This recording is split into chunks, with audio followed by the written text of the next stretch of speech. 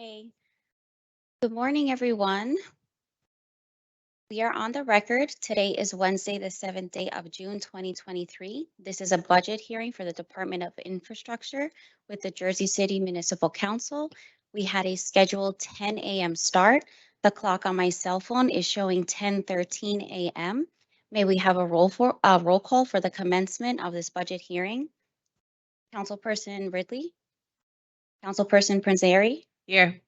Councilperson Baggiano, Here. Councilperson Saleh, Councilperson Solomon, Councilperson Gilmore, Councilperson DeGise, Councilperson Rivera, Council President Waterman. Okay, we have 3 council members in attendance at 10:13 a.m. In addition, at the time of its preparation, the notice of this meeting was similarly disseminated on February 26, 2023 at 3:10 p.m. And a reminder was sent out on Friday, June 2nd, 2023 at 4:33 p.m. to the mayor, municipal council, business administrator, corporation council, and the local newspapers, so I can certify as to our total compliance with the Sunshine Law. I will now turn it over to our chair for this meeting, which is Councilperson Prinzeri. So good morning, everyone.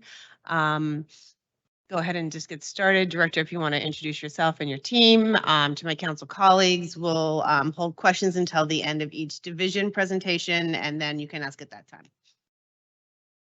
Great. Thank you, Councilwoman. Hello, everyone. I am Barka Patel. I am the Director of the Department of Infrastructure, and I have some of our division directors here today who will present information specific to their divisions. I'll ask them to just quickly introduce themselves.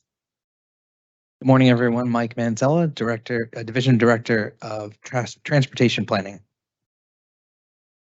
Good morning. Paul Russo, Director of Engineering.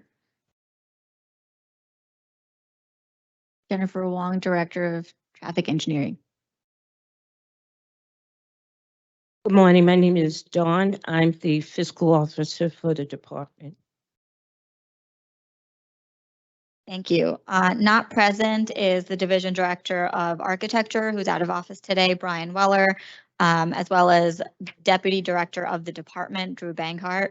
And we also don't have directors currently for 2 of the divisions, Sustainability and Innovation. So I will get started with the presentation.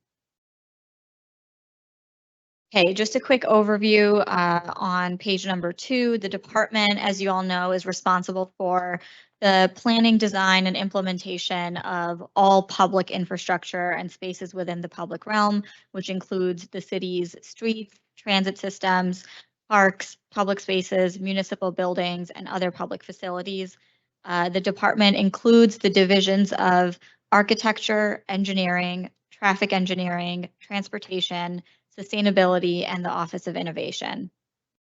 Some general services citywide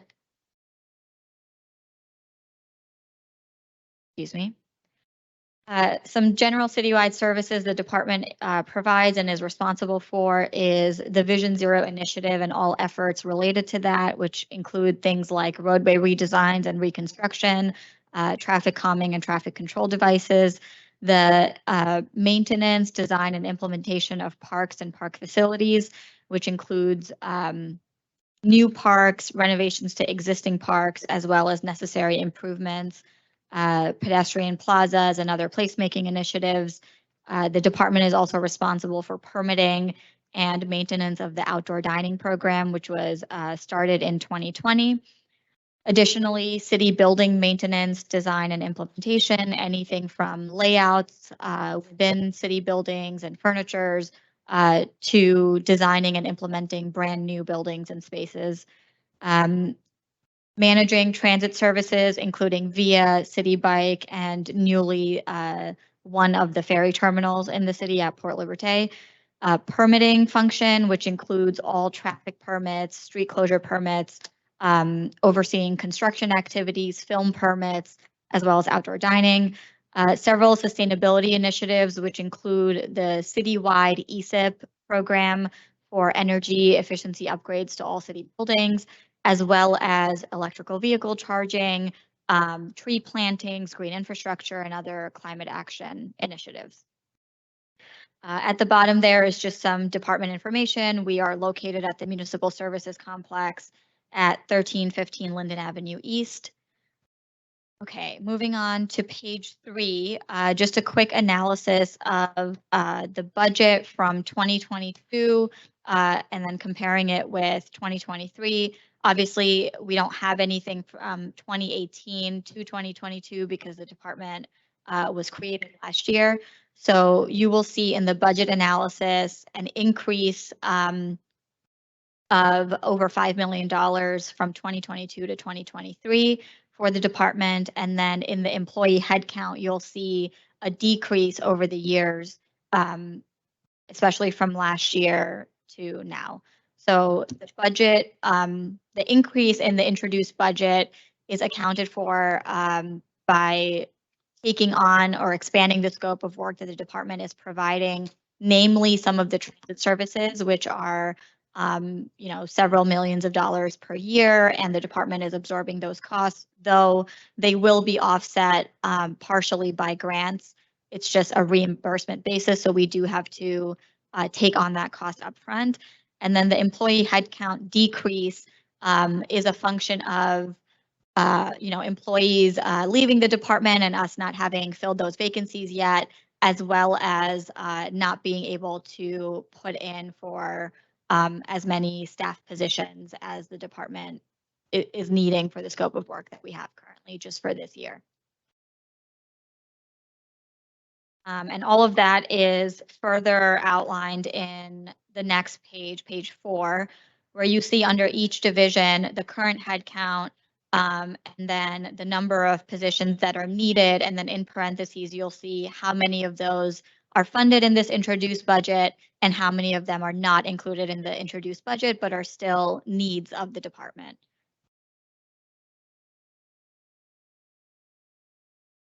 Okay.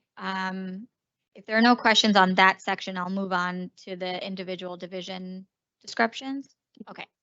So on page 5, you'll see the beginning of the division responsibilities. I will speak about architecture because the division director isn't here, and then I'll hand it over to the division directors who are here to speak about their own divisions briefly. So architecture is responsible for designing and implementing projects related to the city's buildings and parks. Their responsibilities include working closely with clients, whether they are other city departments, residents and community groups, or private developments that are looking to implement park spaces, to determine what requirements we have in place for those projects. Also preparing contract documents, directing the development of project drawing studies and budgets, maintaining existing facilities, which involves a lot of inspections, ongoing maintenance and upkeep of the spaces, and then also working very closely with the Jersey City Parks Coalition, as we are required to do by the MOU between the city and the Parks Coalition on various projects, as well as other community groups, historic preservation, etc. Some of the major work happening in the division right now is related to City Hall and city facilities, and implementing several upgrades to those buildings, as well as several major parks projects throughout the city that are in various phases, from very conceptual planning and design to implementation and construction. I will hand it over to Paul next to talk about engineering.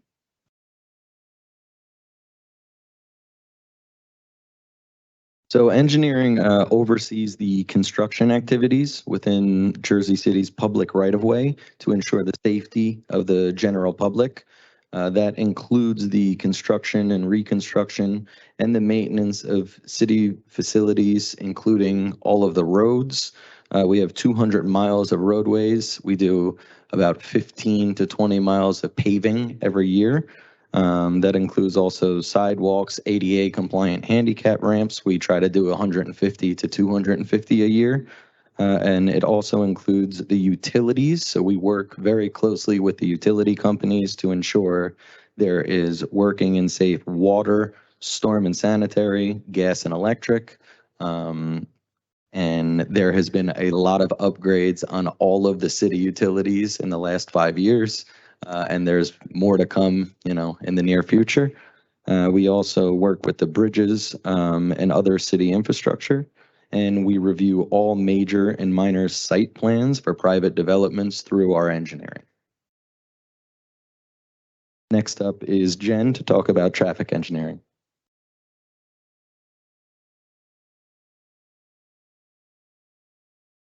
Traffic engineering is responsible for pushing forward the Vision Zero initiatives through engineering design. We're also responsible for expanding the protected bike lane infrastructure throughout the city. We manage several grant projects, including all of the corridor safety improvement projects. In terms of maintenance, we maintain all of the roadway striping and traffic signals throughout the city. And we also manage all of the permitting processes like traffic permits, road opening permits, dumpster permits, the reserve parking program, and speed hump requests.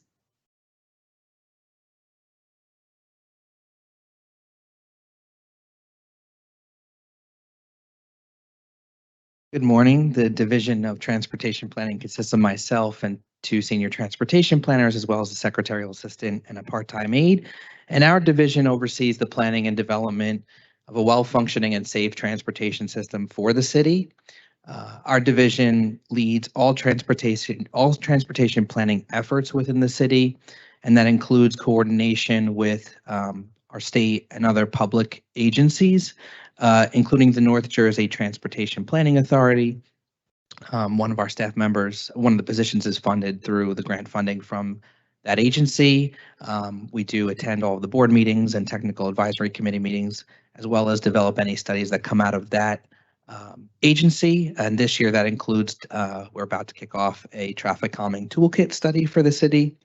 In addition, our division leads the city's Vision Zero task force, coordinates with residents and community members about safety improvements throughout the city, including developing conceptual plans for the design of complete streets, implementing safety demonstration projects, as well as administering the city's transportation services. And that includes the Via JC program, City Bike, and the new Port Liberté ferry service. Additionally, we develop recommendations for curbside management and deploying street amenities, including bus shelters, bike parking, our upcoming citywide secure bike parking network, and the Parklet program is overseen within our division. Okay. Moving on to the Division of Sustainability, whose mission is to create a more equitable and resilient future for the residents of the city. The division oversees the city's tree planting program. We plant trees on a biannual timeline, one in the spring season, once in the fall season. We also collect the public's interest and requests in tree plantings through this division through the Requested Tree program. And the division is also tasked with managing and administering the ESIP program, which makes investments in energy efficiency and savings improvements over the long term in 28 municipal facilities to reduce operational costs over time. The division currently just has 1 employee. We are close to bringing on board a new director for the division, and I'm hopeful that that happens in the next few weeks. And those are the only 2 positions funded for the division, the director and the existing employee. And then lastly, the Office of Innovation serves to modernize internal processes in order to achieve high efficiency and best services to the residents. The staff oversees data collection and visualization programs, as well as community outreach platforms like the Jersey City Data Portal, and all of the services that we provide through the Cognito system to the various city departments. The Office of Innovation actually also includes 2 film staff who oversee permitting for film productions within the city.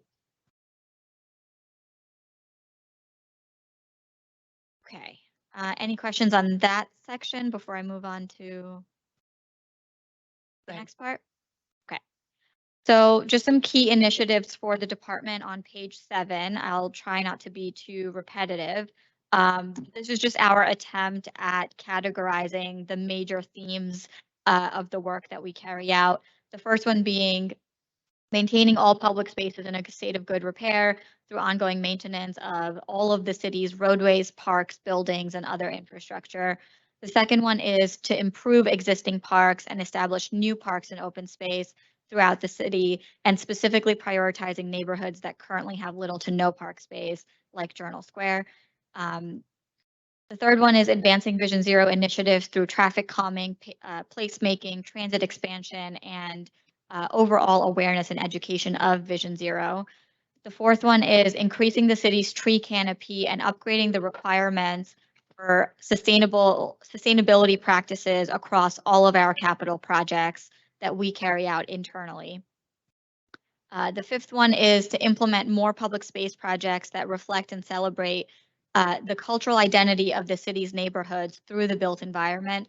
Some examples of that are the projects that we're doing in Bergen Square and India Square this year to reflect the neighborhood that surrounds those spaces. The next one is to upgrade the city's buildings through the ESIP program, like I mentioned earlier.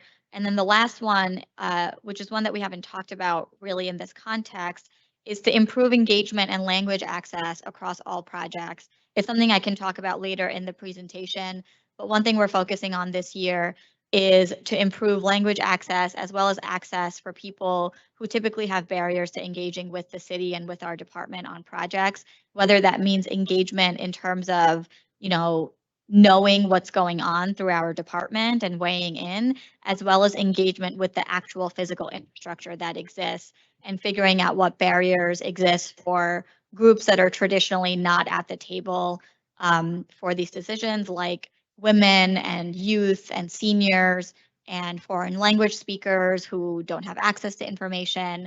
And it's something that we're going to be working on this year to improve the process across all of our capital projects.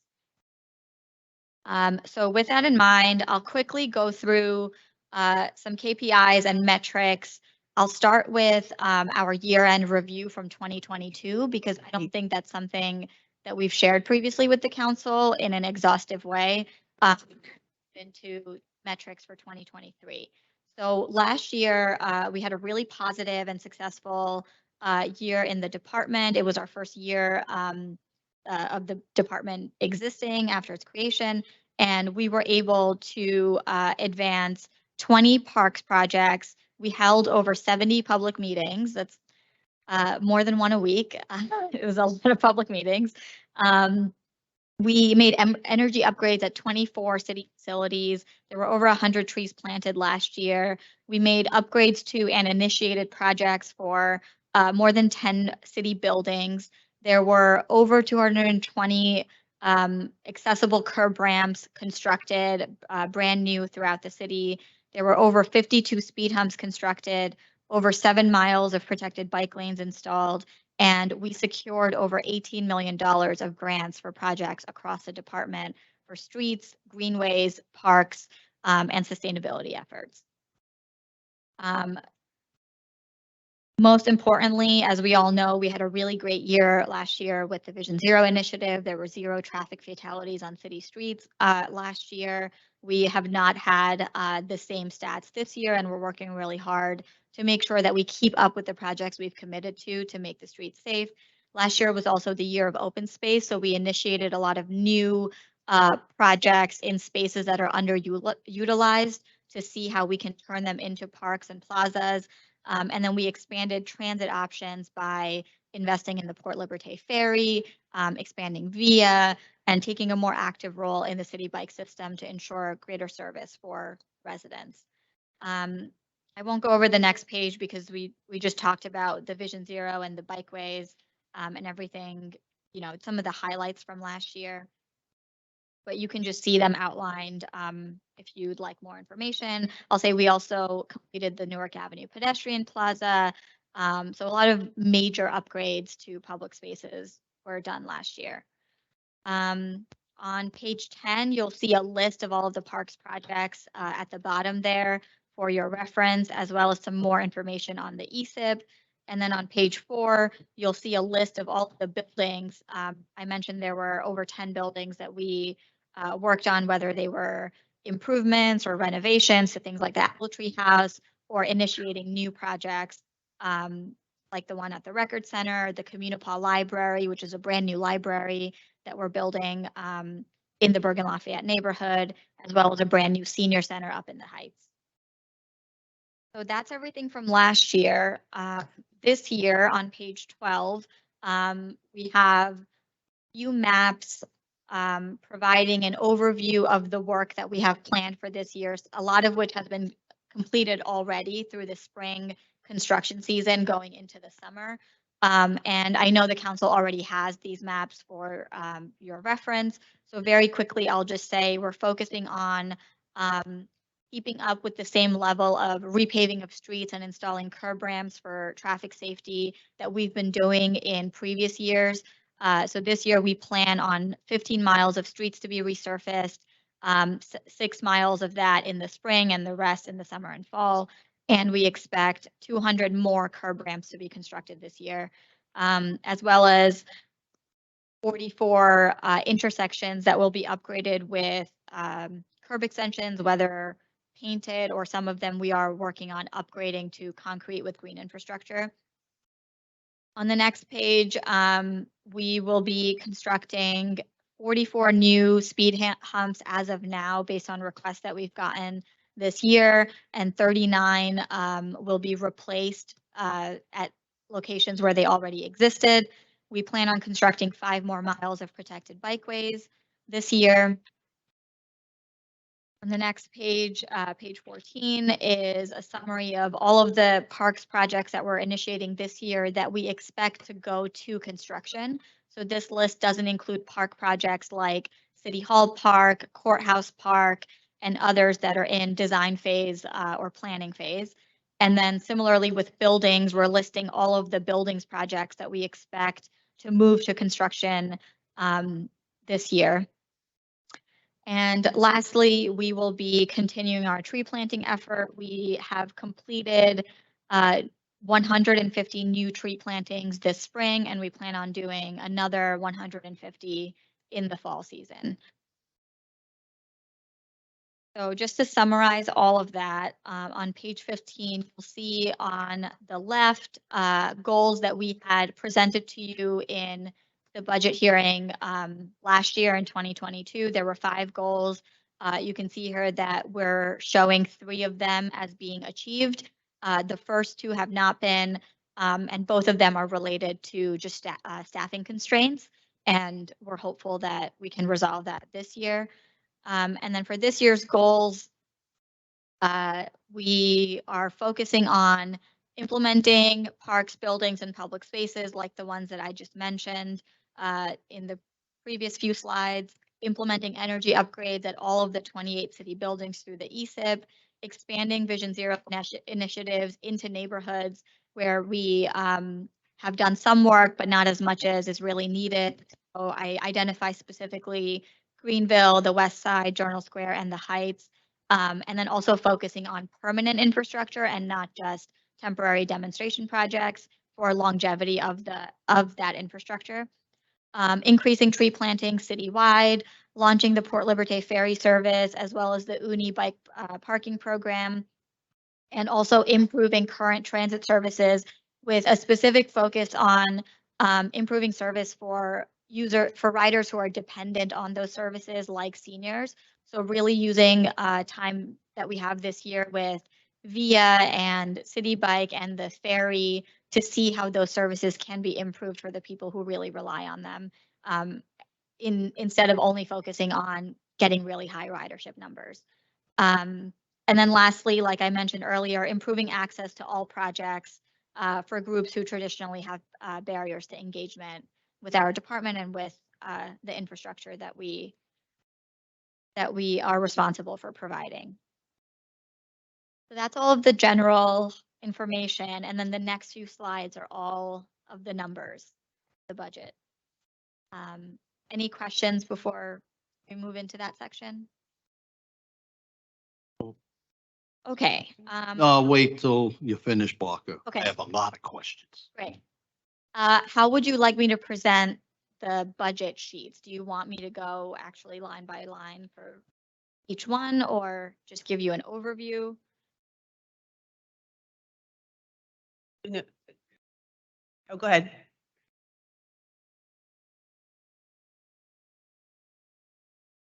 Is what's here the actual introduced budget that the budget office did, or is it what you had requested?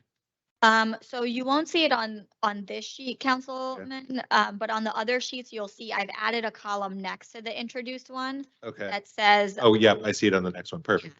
So most of them in the requested section are exactly the same as what's been introduced by Perfect. the budget office. They're just, Heck. It's great. You made it easy for us. okay. So some other departments that will remain nameless did not do that.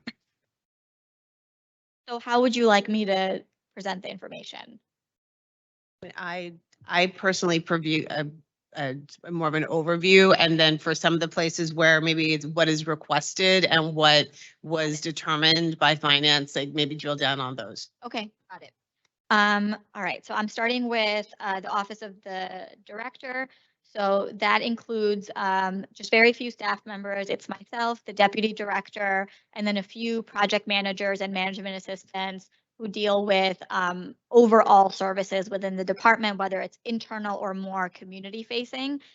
So just a few staff members. You'll see that generally this is staying the same, but we have completely eliminated salaries and wages for part-time employees, which gets us quite a bit of a reduction in the budget for this year. And we've also very significantly cut things like office supplies,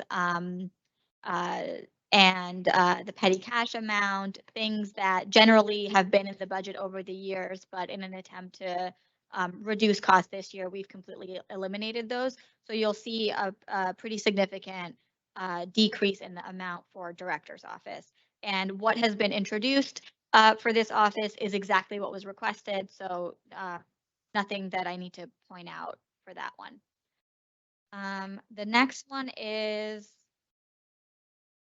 right, there's a repeat of that one. So on page 18 is architecture. You'll see that we have for architecture reduced the amounts for things like, again, office supplies, overtime, mileage reimbursement, things where we saw an opportunity to be more efficient with the cost. I'll give an example from mileage reimbursement because the department didn't have a designated fleet of vehicles for inspectors who go out all day long to visit site. People were using their personal cars just to get the work done, and then putting some of them put in for mileage reimbursement. A lot of them don't. So now that we have the vehicles, we've very significantly cut that item, which is a good way to get some savings here. Reduction in things like equipment maintenance, et cetera. I have just added for architecture an amount for contractual services. Reason being that because we won't have an adequate staffing in the Division of Architecture, we just won't be able to carry out a lot of the work. Not only that is a priority of the council and of the administration, but also some work that's mandated by the state and certain grant agreements we're in, like Green Acres. It just requires people to be doing certain work that's, professional services. And so I've added in a request for that amount as a stopgap until we have adequate staff in the division. So that's just the last item that you'll see there. On that point, Director, I mean, would it be preferable to add it, in contractual services, or preferable to add it in salaries and wages to hire? There is a benefit of having it in contractual services sometimes. When we are looking to hire an architecture firm, for example, and they just have more capacity to carry out some work, it's actually a more cost efficient way of going about it that way. In this case, I would say ideally, I would like to split it up. I don't need such a large amount in contractual services. So I would take a lot of it into salaries and wages if It exists. if that's acceptable Right. to the budget office, and then leaving like a 75,000 to 100,000 amount Right. contractual. Great, thanks. Okay, the next one is engineering. I'll ask Paul to come up and briefly talk about the engineering budget.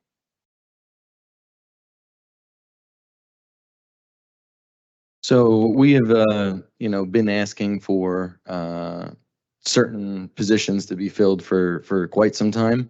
And we can get into, the org chart, but there is a lot of positions that have been asked for multiple years. And the only difference in the 2023 requested and introduced is similar to what Barca was discussing for architecture, is the contractual services. There are a lot of things that pop up that weren't really planned. A lot of things in the environmental realm, a lot of things in structural where you need, specific people with specific certifications, whether it's an LSRP or a structural analysis background.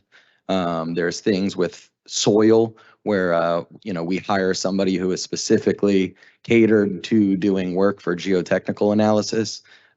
So we just wanted to fulfill the things that do pop up, and a huge one is the environmental aspects that do pop up, and then also, streetscapes and other projects that we're working on very often do get subbed out to consultants to work on the detailed plans.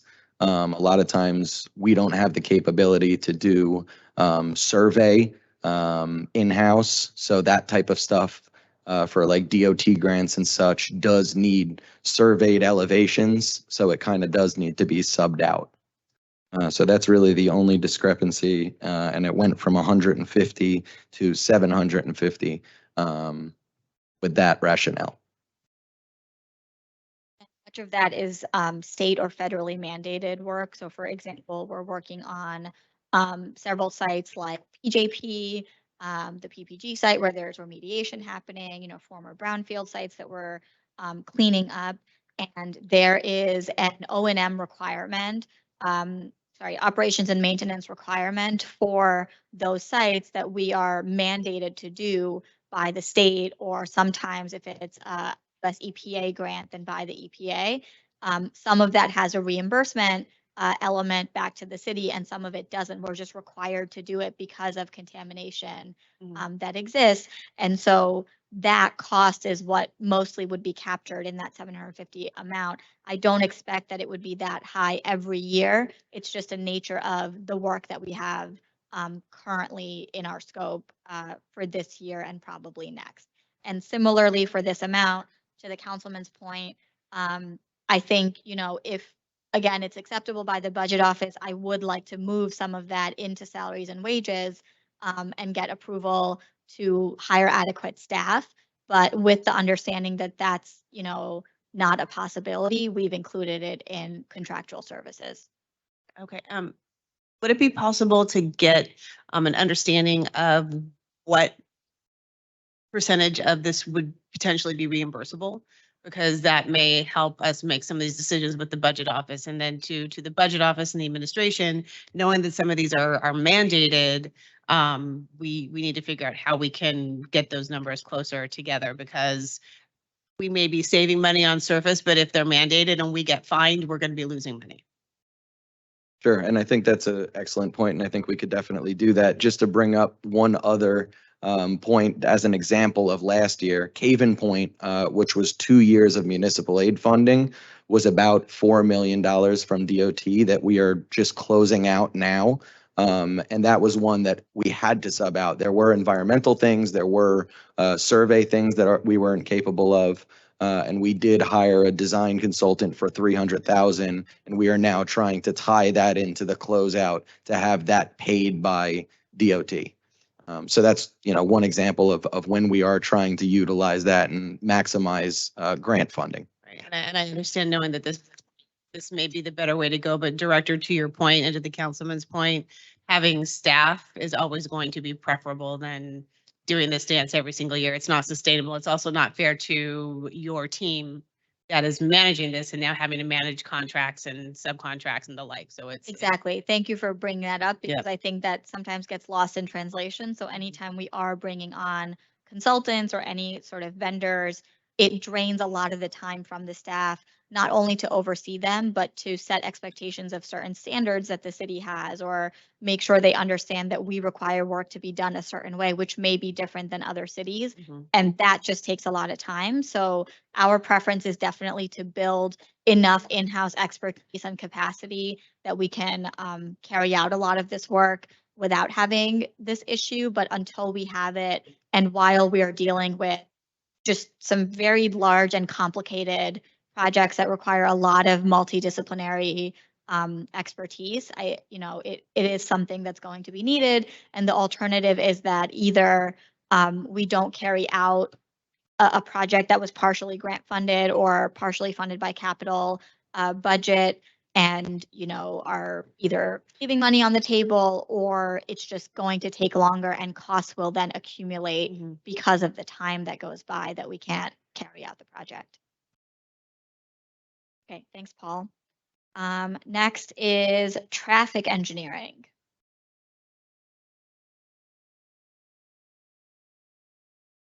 So you'll see on page 20, we did cut some costs for overtime, membership subscriptions, mileage. But you'll see that there's an increase in wages and salaries, and that's to get another senior traffic engineer and assistant traffic engineer. Currently, I'm the only professional in the division.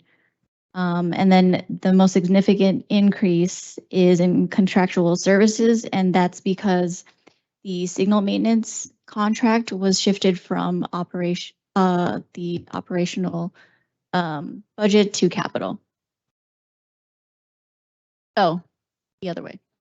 So our hope is that we can have the signal maintenance contract, which is usually about $2 million, just over $2 million a year, transition into the capital budget and put it on a schedule so that we don't always have to be accounting for it in the operational, similar to what we do for on-call contracts for paving and concrete work and striping work. So we think that it would be a better place for this to be in the capital budget, but seeing that it was not in the last bond ordinance and that this work has to happen because it is essential and very critical work for maintenance of signals, we've included it here in the operational budget.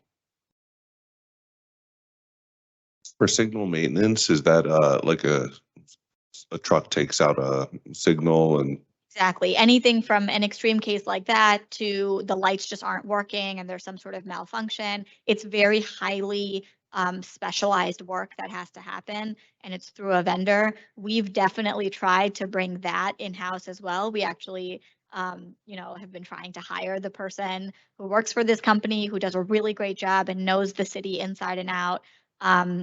So that we can have that expertise in-house. It's just something, with the budgets that we're given for hiring staff that, would be way under what the requirement would be for salary. So that's something that we are, contracting out at this point.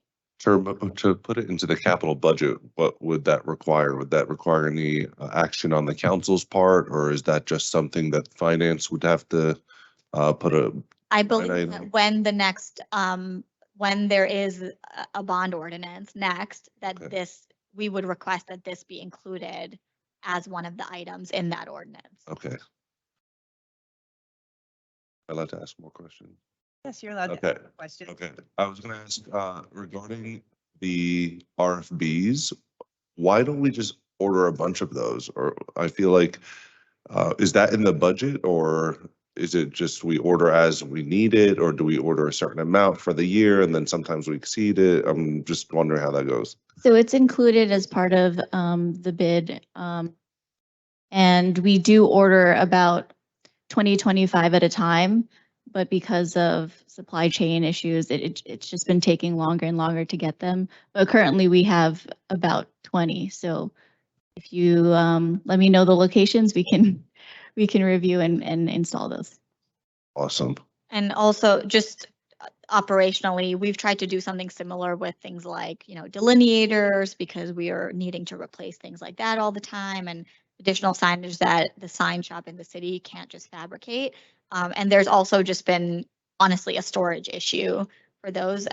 Like there isn't a lot of space to keep those things. So we try to be mindful of that and work with Public Works on things like that, which is why we've been keeping the quantities manageable. But, we can definitely look into increasing the amount.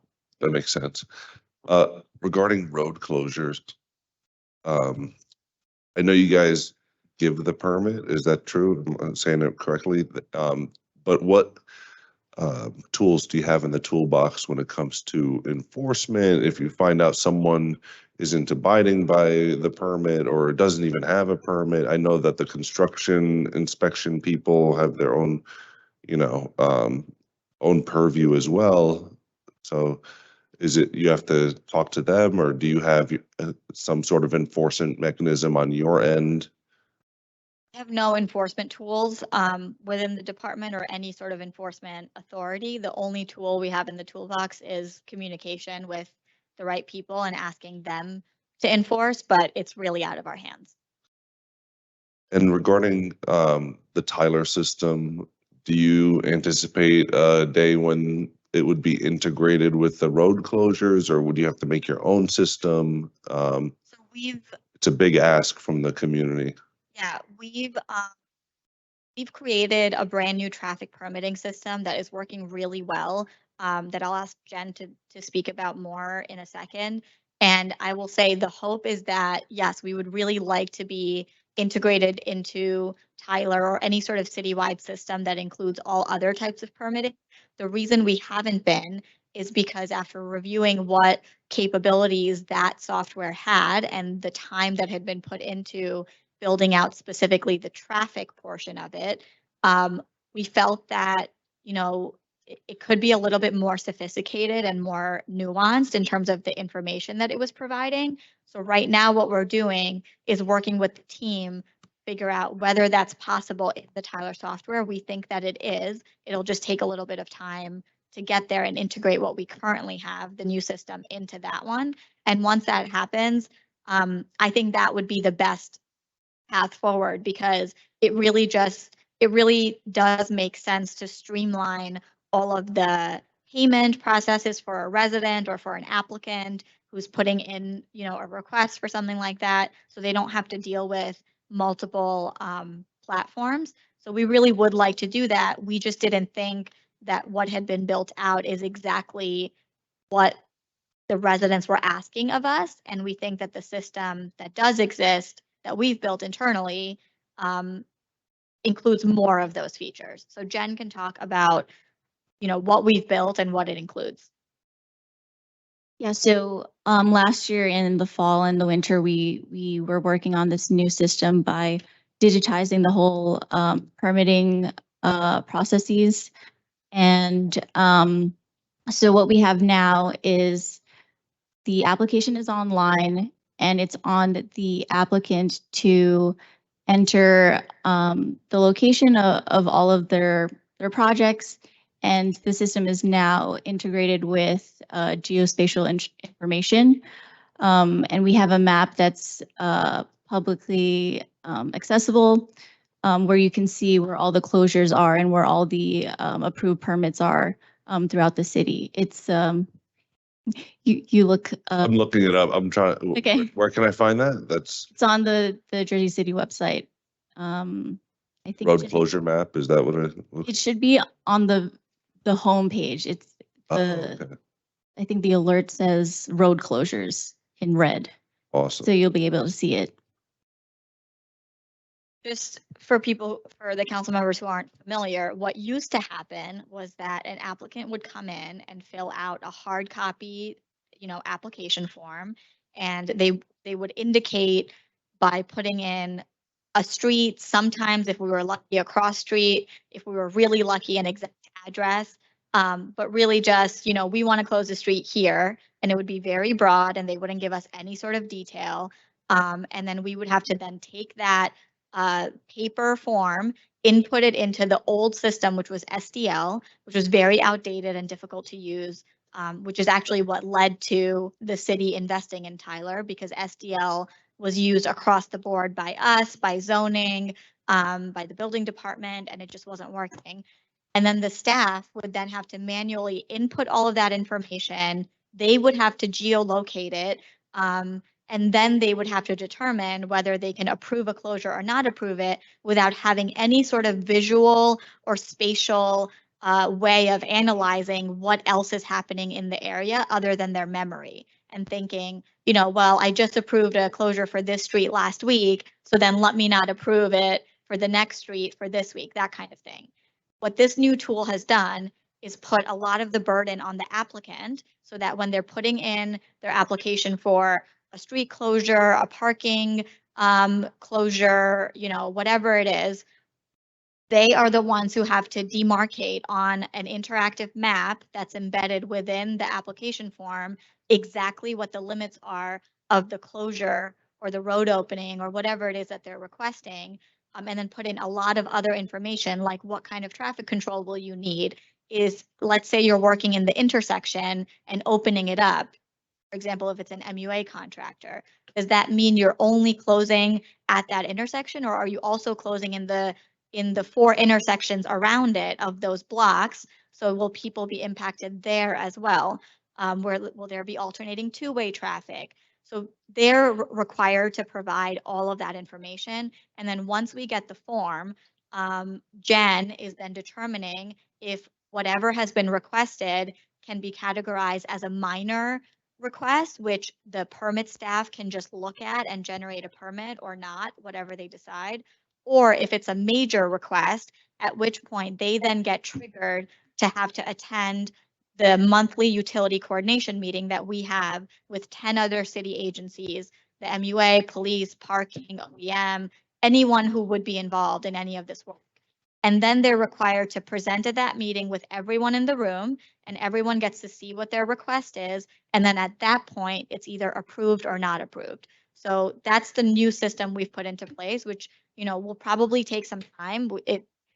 The adjustment period has been tough for applicants, but once they've started to use it, I think they're also realizing it's much easier to, you know, follow through. Now, anytime we need to notify any permittee for any kind of work that's happening, or let's say there's a major event and we have to suspend permits for 90 contractors in the city, we can do that with one email now, which never used to happen. So it is a much better system, but it's a work in progress.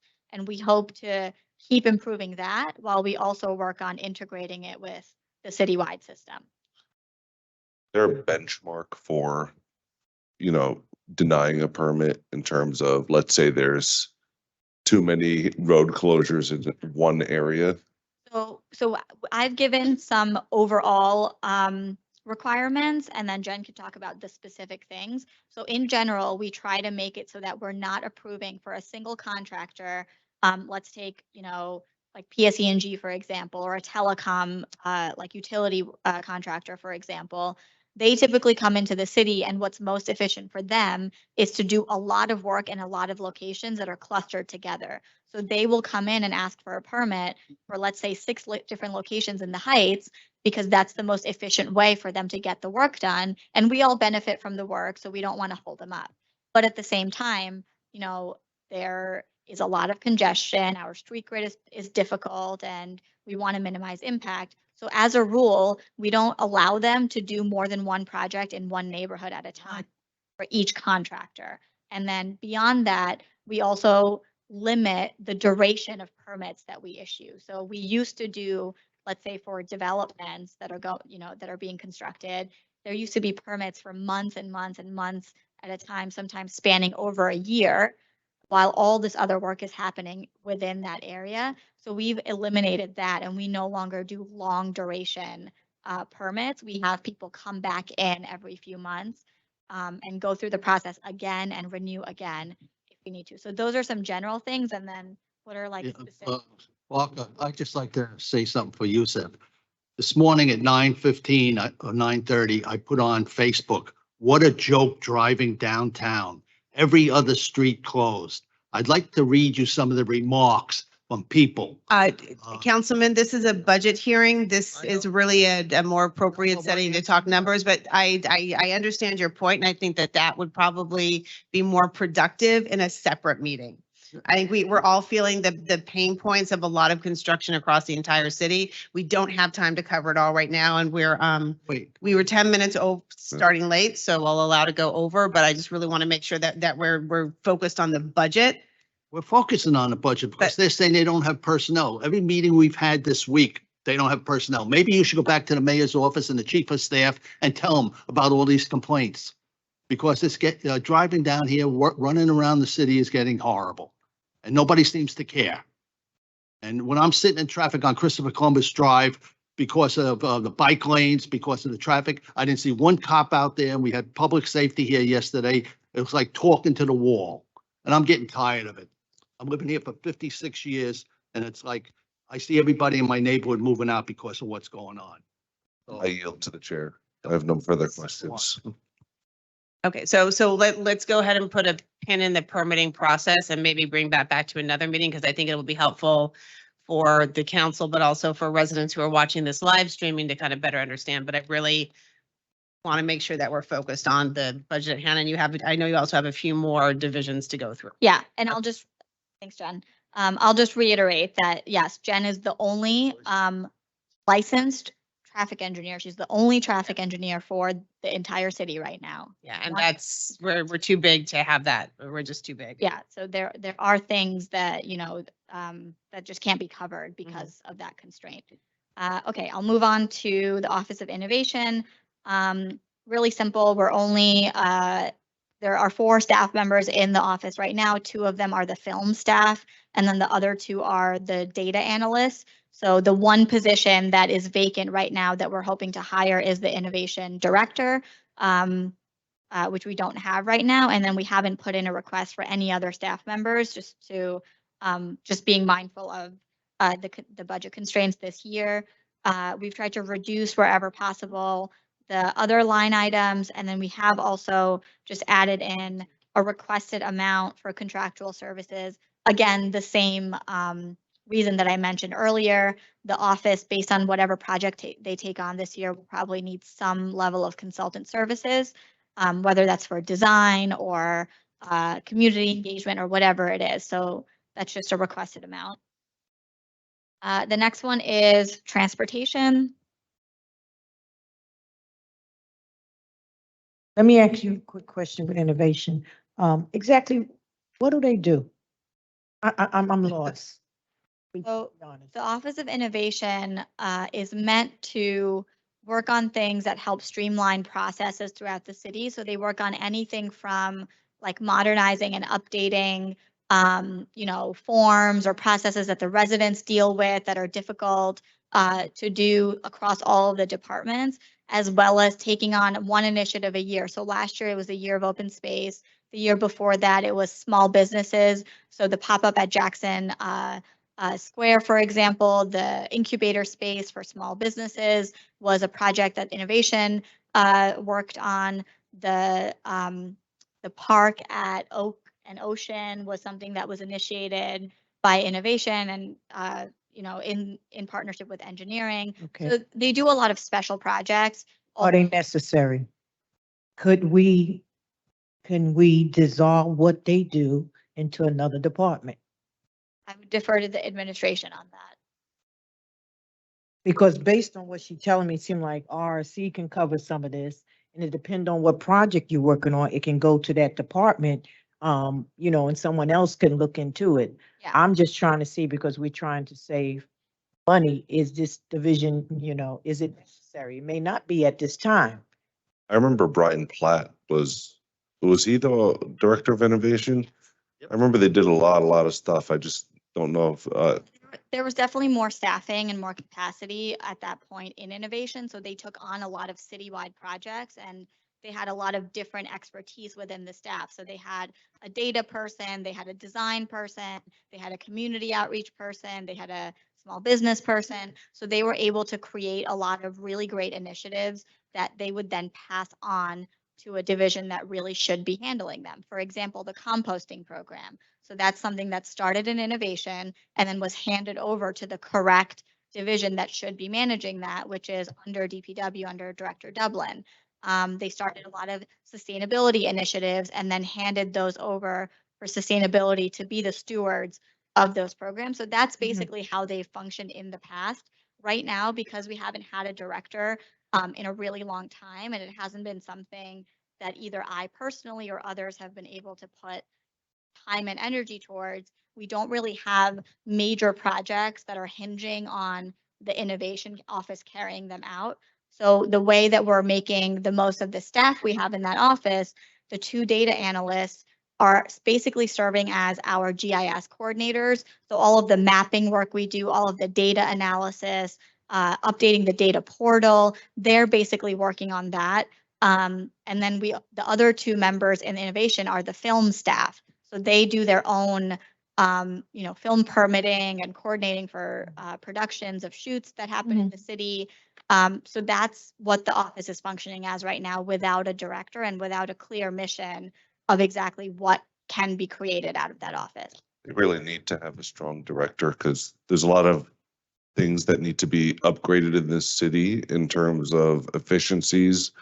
Each department and each division that I've seen, there's definitely ways to streamline efforts, and there's a few redundancies, and we just heard it like the 311 and the, what was it? The non-emergency number and RRC. They're like varied efforts. And there's also a lot of technological advances like AI with ChatGPT. There's, that they should be using blockchain for maybe birth certificates. There's different things that, we could be on the cutting edge of that, really needs someone in. I think it's necessary. I think that there should be a strong director like Brian Platt, like in his image or mold to lead that. Not necessarily has to be a man. I just want to put that on the record. Go ahead. So Council President, to answer your question about dissolving or restructuring and so on and Right. so forth, again, we looked at the budget globally this year in regards to where it was right fit. When we met with the director in regards to what her vision is and taking on that leadership, I do trust in the director and getting it across the line and getting someone in there, but I would caution about dissolving innovation because of the partnership with the Bloomberg Foundation. That's the only reason why. There are opportunities and funding available to the city if we actively, activate some of those initiatives, and through finance and the grant administration, the kind of sort of the policy framework, we can cultivate that again. And I think that's the opportunity that the director is looking to do. So if we do dissolve it, I think we're going to be missing money on the table of other partnerships with other foundational partners that would come to the city. How much? Okay. I know when we started this grant, it was like a 3-year. Okay. And we had to match it. Did we meet that obligation? I'm not sure what the match requirement was. Because I think it had to continue at least a year, 2 years. I'm not sure, but I remember it vaguely. So I'm just trying to see, did we meet it or what's the situation? Because how long has it been without a director? Because then, About a year. about a year. So why haven't we fulfilled? Is the money there for the director? The money is in the introduced budget, yes. On this introduced budget? Yes. Okay, but it wasn't before. That's why we didn't have it covered. That's why I'm trying to understand. I understand. Yeah, so to answer your question, when there was a vacancy in that position, then the money was there to hire. Okay, We're actively trying to hire, but then because of the timing of when there was a freeze on hiring okay, and on the head count, then we suspended trying to look for anyone, and now we're starting to look again. So there were several months where even if the budget may have been there, we didn't have the ability to hire for that position. because it was frozen. Right. Mm, mm, mm. Because I know just based on what you're saying, it seemed like each department director should be kind of creative to do something else in their division. I'm listening at these directors as they come, and I'm saying, well, you're a director, what is your vision that you see taking it to the next level? Just like you said with with sustainability. In that division, they should be thinking of other ways to take it to another level. If we I- got to keep I paying agree. out for innovation and we're not doing anything, it's like a waste of money. Well, And I- in reality, the director should be the one that has the vision for their division. Well, I'll say I do have a vision for the Office of Innovation. It's just something, when we first created this department, the Office of Innovation was meant to be in the space of digital infrastructure. So that means, Digital, right? yeah, so So- smart cities, getting all of our systems connected, taking Right. advantage of technology to make all of the other infrastructure work better with Okay. each other and be more integrated. But, those are all things that require a specific expertise, Correct. something that requires more than just 2 or 3 people in a division taking that on. And I think that's what has been the struggle, is that in an office like this, with the amount of staff that we're allowed to have in that office, the director is also the clerical person, is also the one doing, resolutions for the council meeting, is also the one getting grants. And it really spreads people out thin, and you don't end up having the result that you want out of the office at the end. And that's what we're trying to solve for. So absent of that, what we're trying to do is keep the scope very, very limited, that, should the office stay in existence and we get a really great director in that office, their charge would be to build back up the partnership that we had previously with Bloomberg and with other, organizations, so that we can get the grant funding back, so that we're not reliant on funding this function in this way. Right. And then getting funding that we can actually use to implement projects that we haven't been able to do through the other streams, that are faster and quicker and more efficient, instead of having to wait many, many years to do any given thing. So they really serve as an in-house consultant for anything that's happening. And that's supposed to be Okay. an office that cuts through all of the challenges and the barriers and whatever, and figures out a solution for what. So it's safe to say if this office is not up in about a good 90, okay, let's say 6 months to a year, we don't need it. Well, I mean, that's a fair shot, because now I'm listening to what she's saying. But Okay, just- and we looking for someone after this budget hearing is over. Right. Okay, we should find someone that's qualified based on a decent salary, because I know that's problems here with these salaries, okay? Then by next year, we should see some type of improvement. If not, then we don't need to have the office. I'm just saying, we should have a timeline. No, so to give you an example of Uh-huh. what could be the potential, last year when the Bloomberg Foundation issued the policy framework on procurement reform, there was an opportunity for the city to be awarded $1 million in that grant. Mhm. And myself, Barca, and other individuals presented and did the policy framework. We were awarded the policy grant, but we didn't get the funding. Had we had the team and the infrastructure, That's what I'm the saying. foundation would have given us that opportunity. So again, caution against closing an area without giving an opportunity, considering I'm saying, Carmen, a year. a year. I'm not saying it's not. Listen, I'm saying we should have it. But by next year, we should have an improvement. That's what I'm saying. Understood. Okay? That's all I'm saying. By next year, we should have some type of improvement. Council President, I think the innovation division is extremely important due to a partnerships that both the people presented, both the directors, and most importantly, it's also up to you, right? You have to give them the power Right, to we be have able to cooperate with all the departments throughout the city, so we can implement a change that is based on data, that is based on smart cities, and that we can truly make a difference for public safety, for DPW, for every single department. I think that would be a mistake if we dissolve it, but I think a year should be I'm enough to saying see a every- year. I did not say to dissolve it. I said by a year. If there's no improvement, then we should be thinking about, because we are a year out already without a director. So we're really 2 years behind. And I'm just being fair. So let me ask You maybe gotta fund the money. question a slightly different way. So knowing that there's been this vacancy, knowing that there was a hiring freeze, would you be able to anticipate like how long it would take to fill these positions? Should they say, okay, immediately put that out? Because we're also hearing from other departments and divisions that there are holdups in hiring altogether and not necessarily coming from that department. So just like what would you think would be realistic to fill, and not only this position, but some of the other critical ones we need, like another engineer for, in Jen's division, excuse me, and the like. Sure. So I will say that for whatever's within my control, which is having the job posting up, interviewing people, and then making a recommendation to hire, I don't expect that that will take more than probably 2 months. We are actively interviewing right now. I have 2 interviews that have already happened for the position. They weren't the right fit. And then 2 that are scheduled that I'm hopeful will be the right fit. They seem like really great candidates. So I think that that's something that I can make happen pretty quickly on my end. But you're right that there are other parts of the process once I find a qualified candidate and then hand that candidate over to, HR and the chief of staff's office. I don't know what that process is. I don't know how long that takes. And that we would have that conversation with that department. Okay. That division. I just want to get it and the picture from you. So, yeah, okay, thank you. Sure.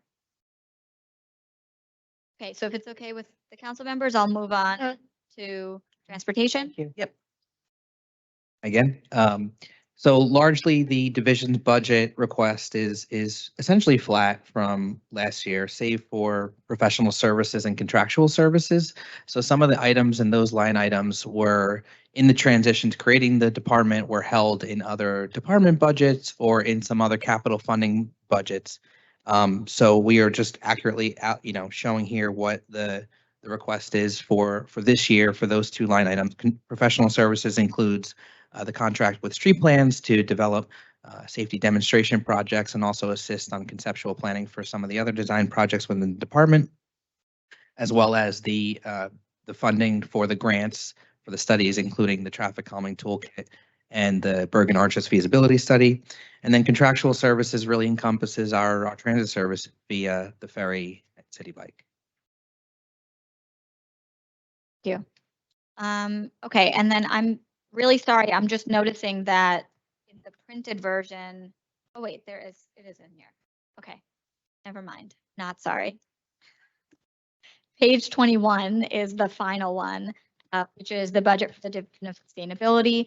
In this one, we are noting again a request for contractual services, but I haven't included that amount in here, and that's an error on my part, but I would request a higher amount in salaries and wages for sustainability, because currently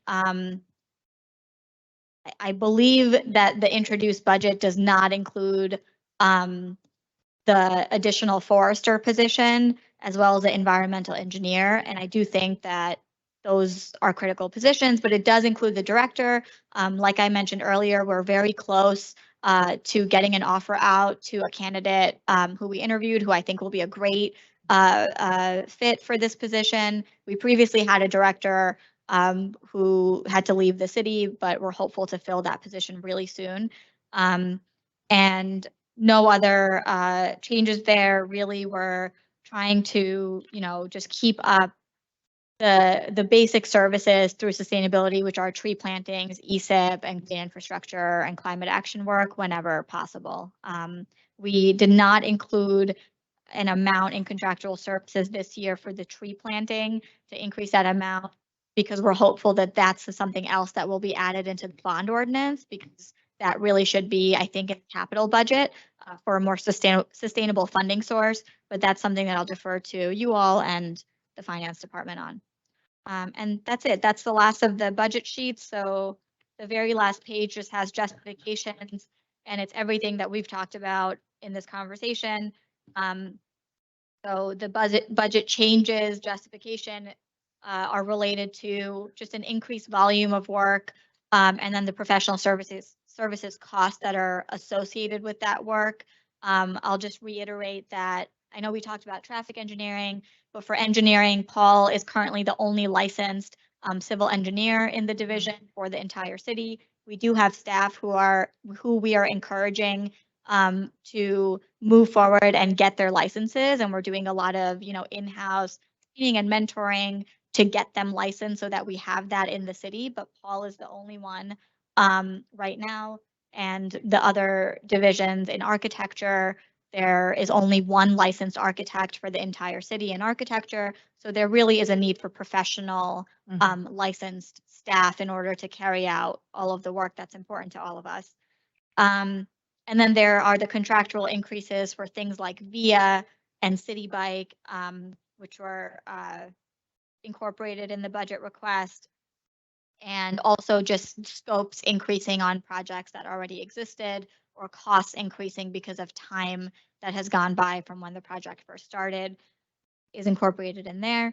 And then the operational needs are all of the things I just mentioned. The one thing that I didn't is requesting additional budget for things like repairing and replacing equipment that is specific to the department, technical equipment related to drafting, plotters that we rely on to, create large scale maps for a lot of the work we do, the vehicles that we have in our fleet. Sometimes costs associated with repairing those aren't always captured by automotive in public works. And sometimes there's a need for us to cover the cost of those things. So those are all captured in the request. That's all I have. Yep. Parker, Yes. There's one quick question. Other than VIA, was anything else moved from operating to capital out of your budget?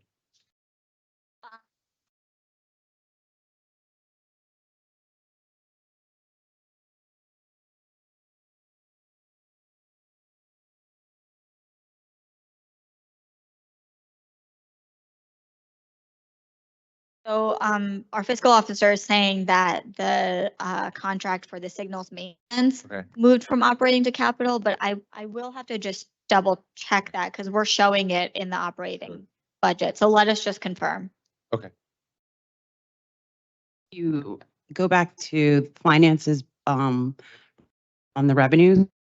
19 identifies what we moved in for items on that sheet. And there were 4 items? Yeah. Okay. And does it list the names, like the accounts there? Yeah. Okay, so I'll know what they are. If I look at those 4, it'll tell me what they are. Okay, great. We have Public Works budget this afternoon. Yeah. You're gonna see there are a few items that was requested. Moved The this current fund has been moved to capital. Got it. Okay. And, it gives an itemized listing like Director Gandula just said. And if you want, we can re-forward that back to you. Sure, that'd be great. Thanks. All right? Thank you, Danny. That will also then include the request to move trees into capital also, or is that something? I'm that's not gonna- sure. Okay, because I do agree that is a better place for it. It should not be coming out of. Yeah, I'm not sure if Especially- that's included or not. Okay. We made the request. Okay.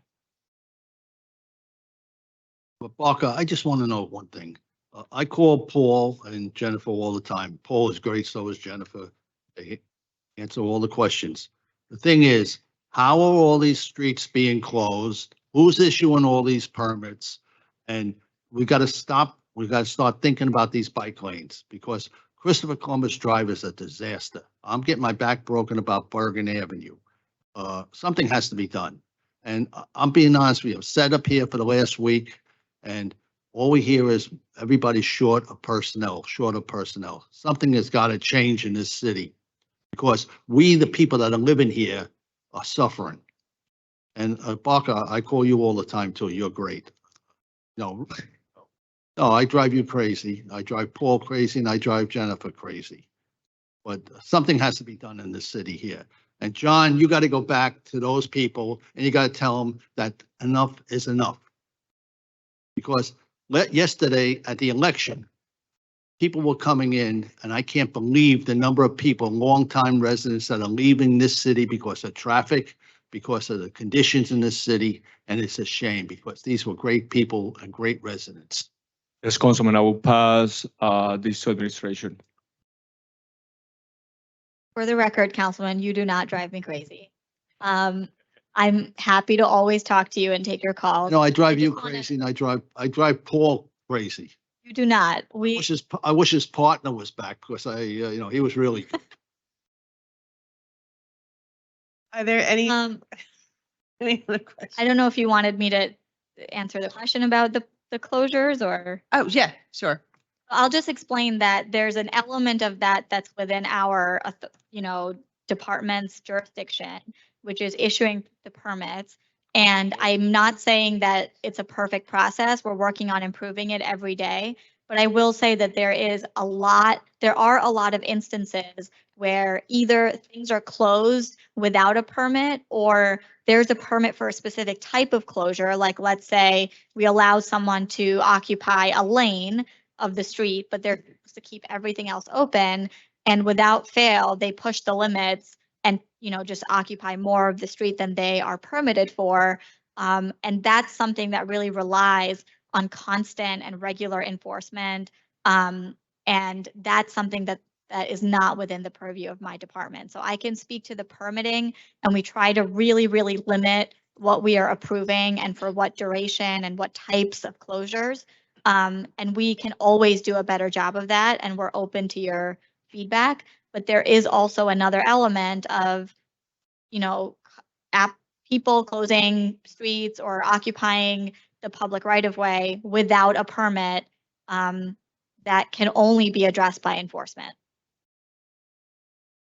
So let me ask finance. So we would have to hire a enforcement officer to really go throughout the city to make sure everyone has a permit.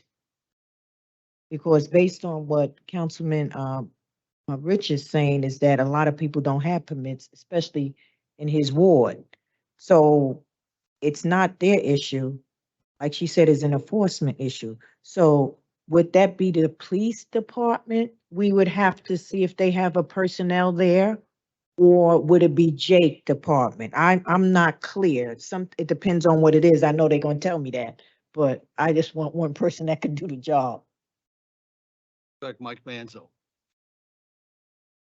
I mean, from a finance perspective, Yeah. if the director wants to propose it in our budget, will again present, the overall valuation, presenting a balanced budget. But the enforcement piece, I think, and structurally is an administration question in regards to like what the city needs are and what is being presented and being requested. Okay, administration.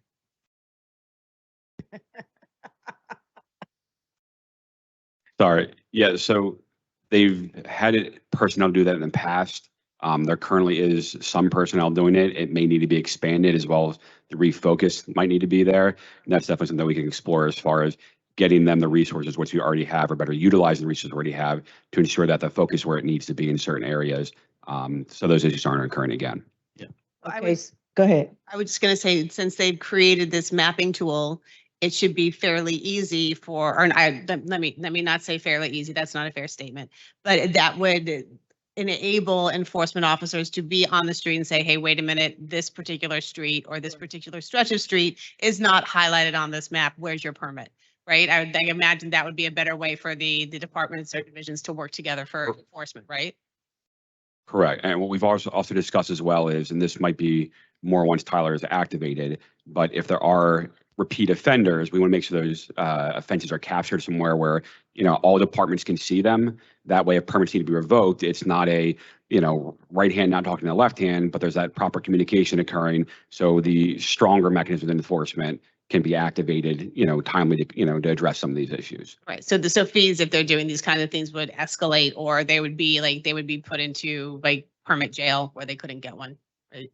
Correct, because ultimately they can revoke the permits and they might have to reapply for them, which, is a great burden to the developers or individuals because it's time consuming to them. So it's indicative of them to comply with these things and not escalate at that, because it will be very costly to them. So what can we do? I mean, I heard it, but I haven't heard, like, what can we do now? I know. So I would have to. It's a problem. Absolutely. So I have to talk to public safety and everyone who's handling those entities now. Okay. I don't know what personnel they have. Okay. Might be more of a question, that they can answer for everyone, but I'll definitely reach out to them as this is over to see what currently we have, what personnel we have, and if we need more, make sure they present it or at least communicate it to you so that can be arranged. Take them on a schedule. Let us know. Could you let us know in a week? Because I know he's frustrated. If I can, I'll let you know by week's end. Okay, thank you, Peter. Welcome. I know you can. Motion to adjourn. Yeah. But usually that comes from Amanda, so. Uh-huh. Oh, the motion or? No, no, no. Oh, That's from Amanda. okay. Okay. Motion to adjourn at 11:32 PM. Motion made by Councilperson Saleh, seconded by Councilperson Prince Airy. All in favor of the motion, please say aye. Aye. Okay, we are out of here at 12:32 AM. Thank you. Have a good day. 11:32. What did I say? It felt Oh, like 2.5 hours. 11:32.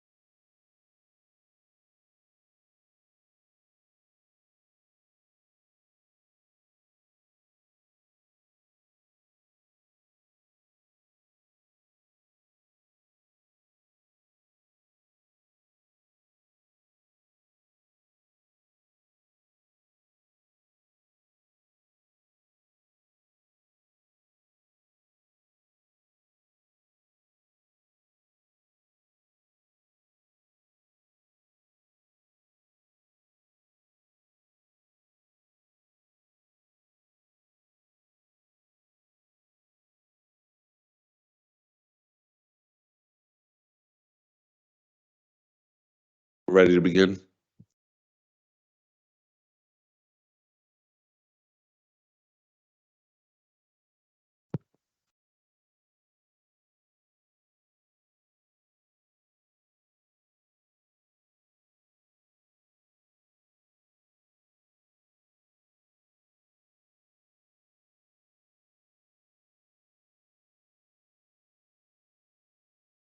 Hey, good afternoon, everyone. We are on the record. Today is Wednesday, the 7th day of June, 2023.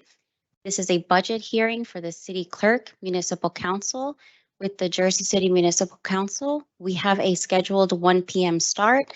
The clock on my cell phone is showing 1:11 p.m.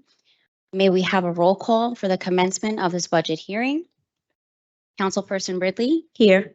Councilperson Panzeri? Here. Councilperson Baggiano?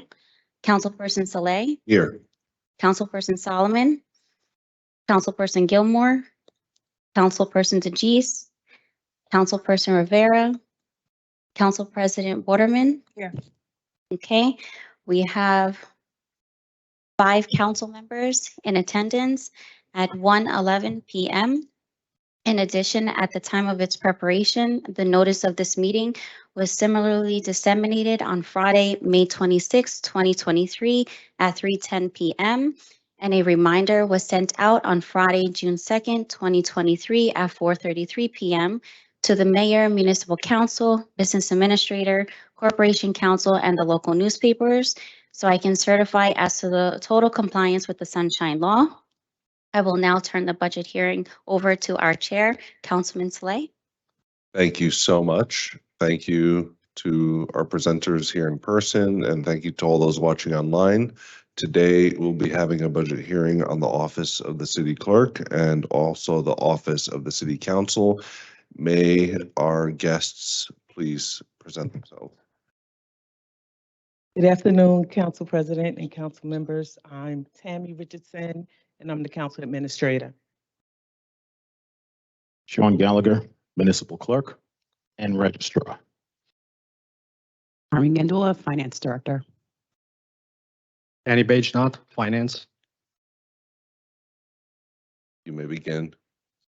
So, Councilperson Saleh, Chairman Saleh, I should say. What we're going to do is we're going to let Tammy go first with the Municipal Council, because if you guys got anything bad to say about your own budget, I don't even want to go after that. Okay. Oh, no. Tammy. That was just a joke. Come on, Tammy. Tammy, the floor is yours. Okay, so let's get started. This is the Office of the Municipal Council overview. The first page explains the responsibility of both the city council members and the city council aides. It's pretty self-explanatory. Any questions?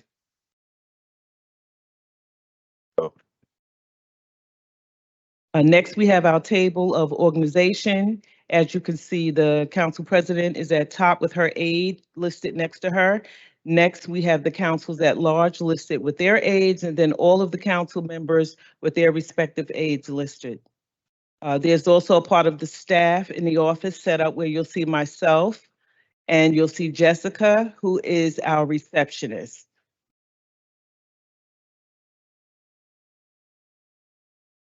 On the next page, we have the budget analysis and the staff totals. It shows what was adopted and what was introduced in 2023. The staff totals were increased by 2 part-time aides for 2023. Next, we have the goals that were achieved in 2022, which were pay transparency, right to choose sanctuary city legislation, Women's Advisory Board of Jersey City legislation, the establishment of the Cannabis Board legislation, and the annual Harvest Fall Festival. Our goals for 2023 are as follows: rent control legislation, public school partnership, and New Jersey Reparation Task Force Act legislation. Any questions? No questions.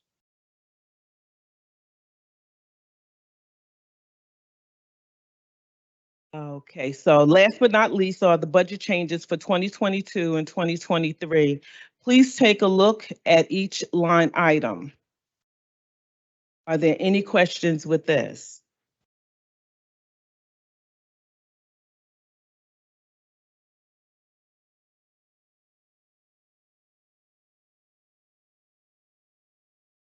No questions? I'm going to turn it over to Sean. Thank you for your beautiful presentation.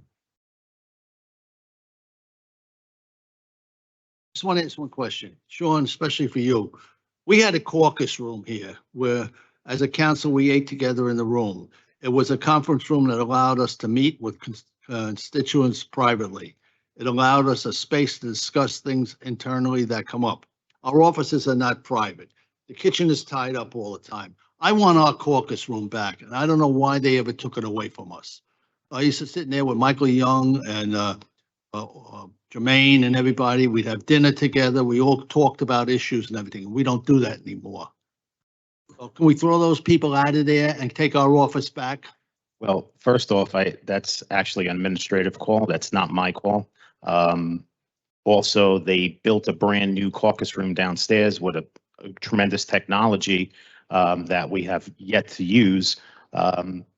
Also, the reason why we have our caucuses in the chambers is because, we're still technically in a pandemic, and we're allowed to definitely spread out a lot more here. And it's a lot easier for the department directors and also members, guests who are going to explain legislation to come here into the council chambers and do it. And to be honest with you, I think we are the only municipality in the state of New Jersey that used to have separate rooms to do caucuses and council meetings. Yeah, well, yeah, we're the largest. Why? Understood. And then you go downstairs, the room is always occupied by this one, occupied by that one. So, And I don't want to get on the elevator and travel downstairs. The elevator's broke most of the time, so you're walking up and down. I think we should have our caucus room back, have our board table back in there. That was for the people of the council. And when they took it away from us, that was a wrong move. that's definitely something that you can take up with the administration. I think you should have a conversation with the business administrator and also the mayor's office to address your concerns. I don't know if they're ever going to go back to having a caucus room on the second floor. The caucus room is now on the ground floor, and the caucus room is also booked through the municipal council office. So anyone that's in that room is booked through the municipal council office, just so you know. Sean, half the people that are in there don't book through anything. They just go in there and use the office. All right, thank you. I understand. Okay. Tammy, just want to say thank you for the awesome work you do for the council office. Can I ask a question though? Yep. What I see, like when it says 2 active part-time, where it says comments, Council President, when it comes to the salaries, okay? are we looking at the municipal council salaries? Yes, Okay. okay. And at the end, where's the comments are at, it says like 2 part-time, 2 active part-time. Is that what it means? You see those? Because I'm not clear there. Because I don't have 2 part-time. So are you looking at the additional sheets that were given out Yeah. after the presentation? Yep. If you can just repeat your question, because you were breaking up a little bit, I Okay. apologize. See in the comment section at the very end Right. with each council person's, name, Right. and it says 2 active PT. See that? Yes. Does that mean 2 active part-timers? I believe that that's what that means. Carmen?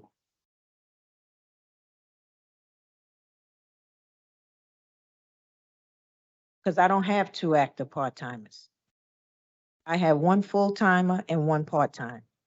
I don't have 2. So maybe did you ever have 2 part-time? No. No? No, I guess that was just it I never did. must have just been a typo. There are a few errors on this budget sheet. So we didn't prepare your budgets. So Tammy, did you prepare your budget? We sent them out. Received them. I believe this actually came from the fiscal officer. if I'm not Came from the mistaken. fiscal officer. This portion of it. Not to throw anybody under the bus. Monty? All right, let me double check with Imani. Okay. Okay. I just think it was a typo, to be honest with you. I'm not throwing anybody. Oh, no. I just know that I don't have two part-timers. That's all. And I just want it on the record. Yep. Okay. I also have two aides missing, but This will be corrected. we'll have it corrected. All right.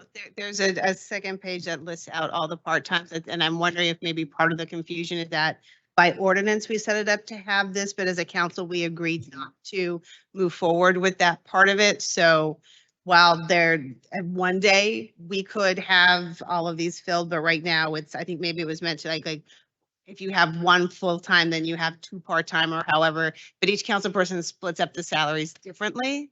So maybe we just need a different way of recording it. That's correct. Okay. Yeah. Just want it on the record. 'Cause I don't know if I think I got two.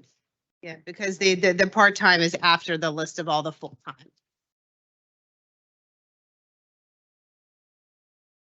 Okay, Thank you.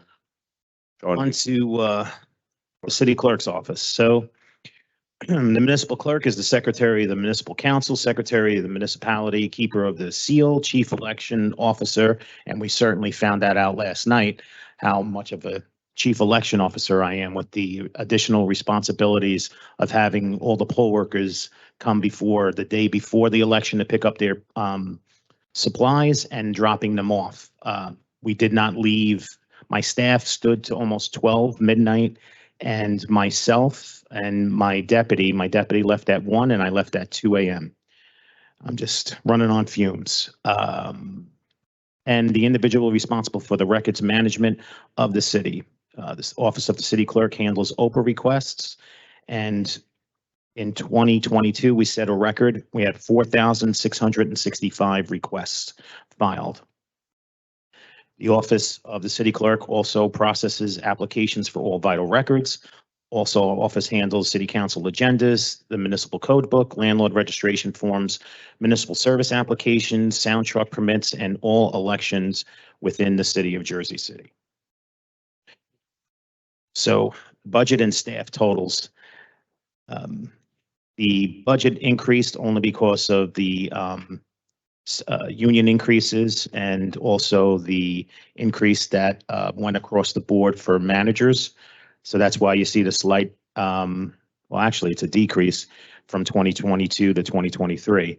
Our head count has stood the same for the first time in a very long time.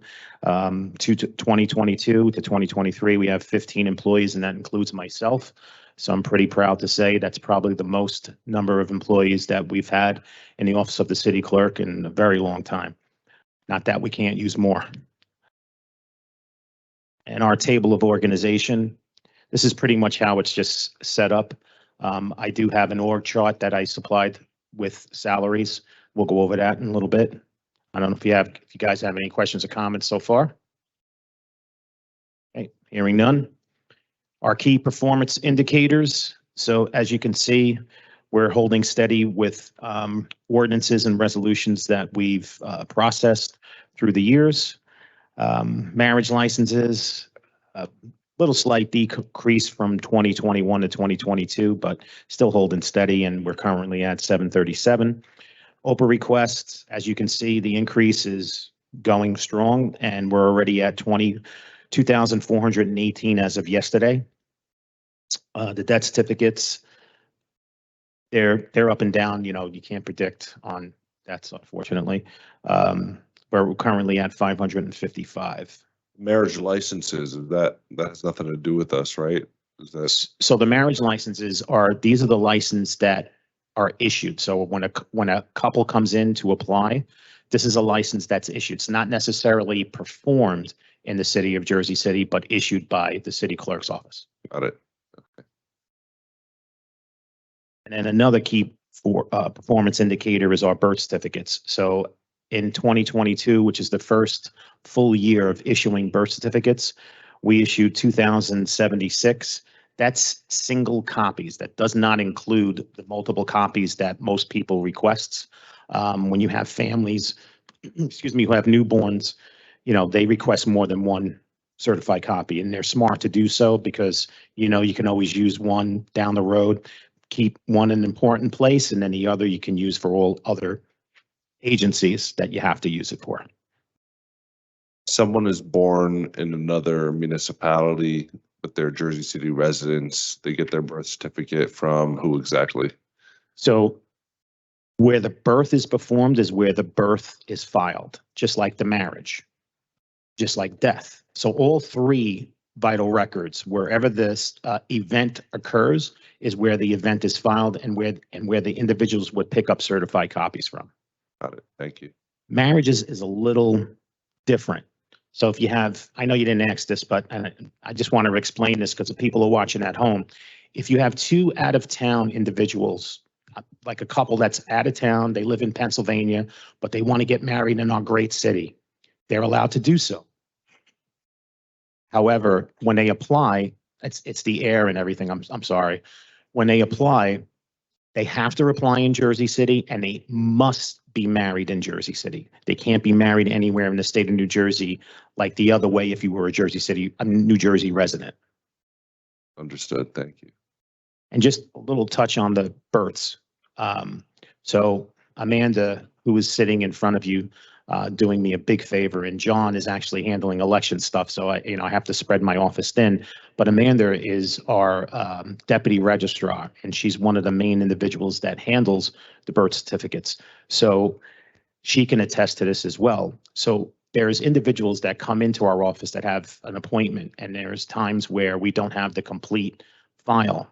So if they come in and they have an appointment with us, as long as the state is able to help us, they're able to look something up on microfilm, because a lot of this stuff, a lot of the older records are on microfilm, and they're able to send it in an encrypted email right to Amanda, and we can issue on the spot. But there are times where they're backed up and we can't do that, and then we have to bring the person back in because we don't have everything that the state sent, unfortunately. Okay, just wanted to explain that. I think I did that the last time too. So budget changes. I'm not going to go line by line unless you guys have any questions on a specific line item. I'll be willing to answer it. Rents, what is that for? Rent. So we have, with the state of New Jersey, we have it's our microfilm that's located in the state. So the state did microfilming for us many, many, many years ago.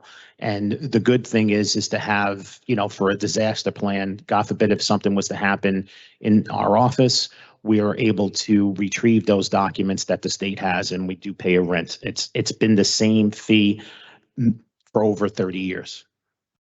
Okay, thank you. You're welcome. Okay. General and primary election, it's basically the same. There really hasn't been any unexpected fees here. It all depends on how big the ballot is, and other than that, straightforward. If we were to do ranked choice voting, would the technology we have, would that be capable of performing ranked choice voting, like ranking your, hypothetically? So I know there's conversations around it. I know there's conversations around it. I need to do a little more research to give you a really good answer on that. I'd like to see when the state actually does adopt the legislation, and then we can move forward with that type of conversation. Got it. Thank you. So municipal election, we always keep this active just in case, God forbid, if there's ever a vacancy in office, God forbid, if we lose someone on the council or in the mayor's office, sorry, excuse me 1 second. So whenever we have an issue like that, we always have to have money in the account just in case there's anything like that. So the annual audit. Sorry, hold on. Go ahead. Going back on the municipal election, I see the 80K for the advertising and then the 80K for professional services. Sorry, what's the professional services there? So if we were to have to advertise a special election, right? So we would have to advertise the ballot. We would have to do a little advertising in the Jersey Journal. It's just to cover those costs, and whatever we don't use, we can always move in another line item. Okay, thank you. No problem. And the annual audit, I think we discussed this with our Director of Finance here, Carmen Gandula. We never understood why the audit was under our office. So we put it under the office of, Department of Finance, where we think it belongs. So that's why you see the negative change there. Sorry for my voice. Okay, so the 2022, 2023 budget changes and 2023 operational needs. So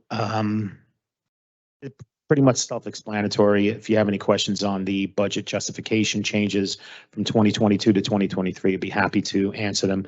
I'll just go over the 2023 operational needs. So the clerk's office will need to raise salaries of some non-management and management employees and promote 2 current employees to managerial positions as they already have assumed managerial responsibilities. One of those individuals is sitting in front of you, and the other is in charge of the record center. That's Sydney Harris. My brother, Bob, retired in 2021, and Sydney Harris has been doing the job of 2 for the price of 1. So we would like to promote him. And also Amanda has taken on the responsibilities of a deputy city clerk, basically, but she's also a deputy registrar, so she handles all of the vital records. And those are the 2 main individuals I'd like to promote into managerial. And the other individual that would like to give a little increase to is Marlene Sandkamp, who has been a tremendous employee, who came down from the municipal council and has helped us from day one. It's been on working by my side and the rest of the office side, and it does all of the appointments for all of the marriage licenses, and she takes care of all other aspects of like vital records, and even on the legislative side, she does OPA requests as well, just as Amanda does. So not much of an ask if you ask me, but we can talk further with that. The city clerk's office will need to hire at least 1 employee for the record center. I discussed this at our org chart meeting. The HR is going to post this online. I'm looking to actually promote within. We're looking at a couple of candidates from the Department of Public Works, the guys who actually they do a lot of moving. And I think some individuals had indicated to Sydney Harris of the Record Center that they would like to transfer into his office. And we're going to go, if that does happen, we'll both interview the individual to make sure that individual is fit to come over. And I love to always promote within. I think it's very important for the city to show that we can actually promote within our great city, and that we have a lot of great employees that work for this city. The city clerk's office has already begun the process of digitizing the Board of Aldermen minute books. And these should be completed by this summer, and we'll move on to the digitization of the city commission minute books, which go from 1913 to 1961 in the fall. And once complete, depending on how much money is left in the budget, we will continue digitizing the remaining of the governing body's minutes up to 2020, when the city began using iCompass. So the goal here is eventually to have all of the minute books that date back to 1861 to 2020 scanned and available for all residents and non-residents, and obviously you individuals up there, the municipal council, so you can actually do your research and do keyword researches, because it's going to be OCR'd, meaning you can just do a keyword search and the hits will come up. I think it's very important that we do this and we keep it on our website, adding to our website. I think the more we put on a website, the better information there's out there, and more transparency that we have as well. Any questions on our operational needs?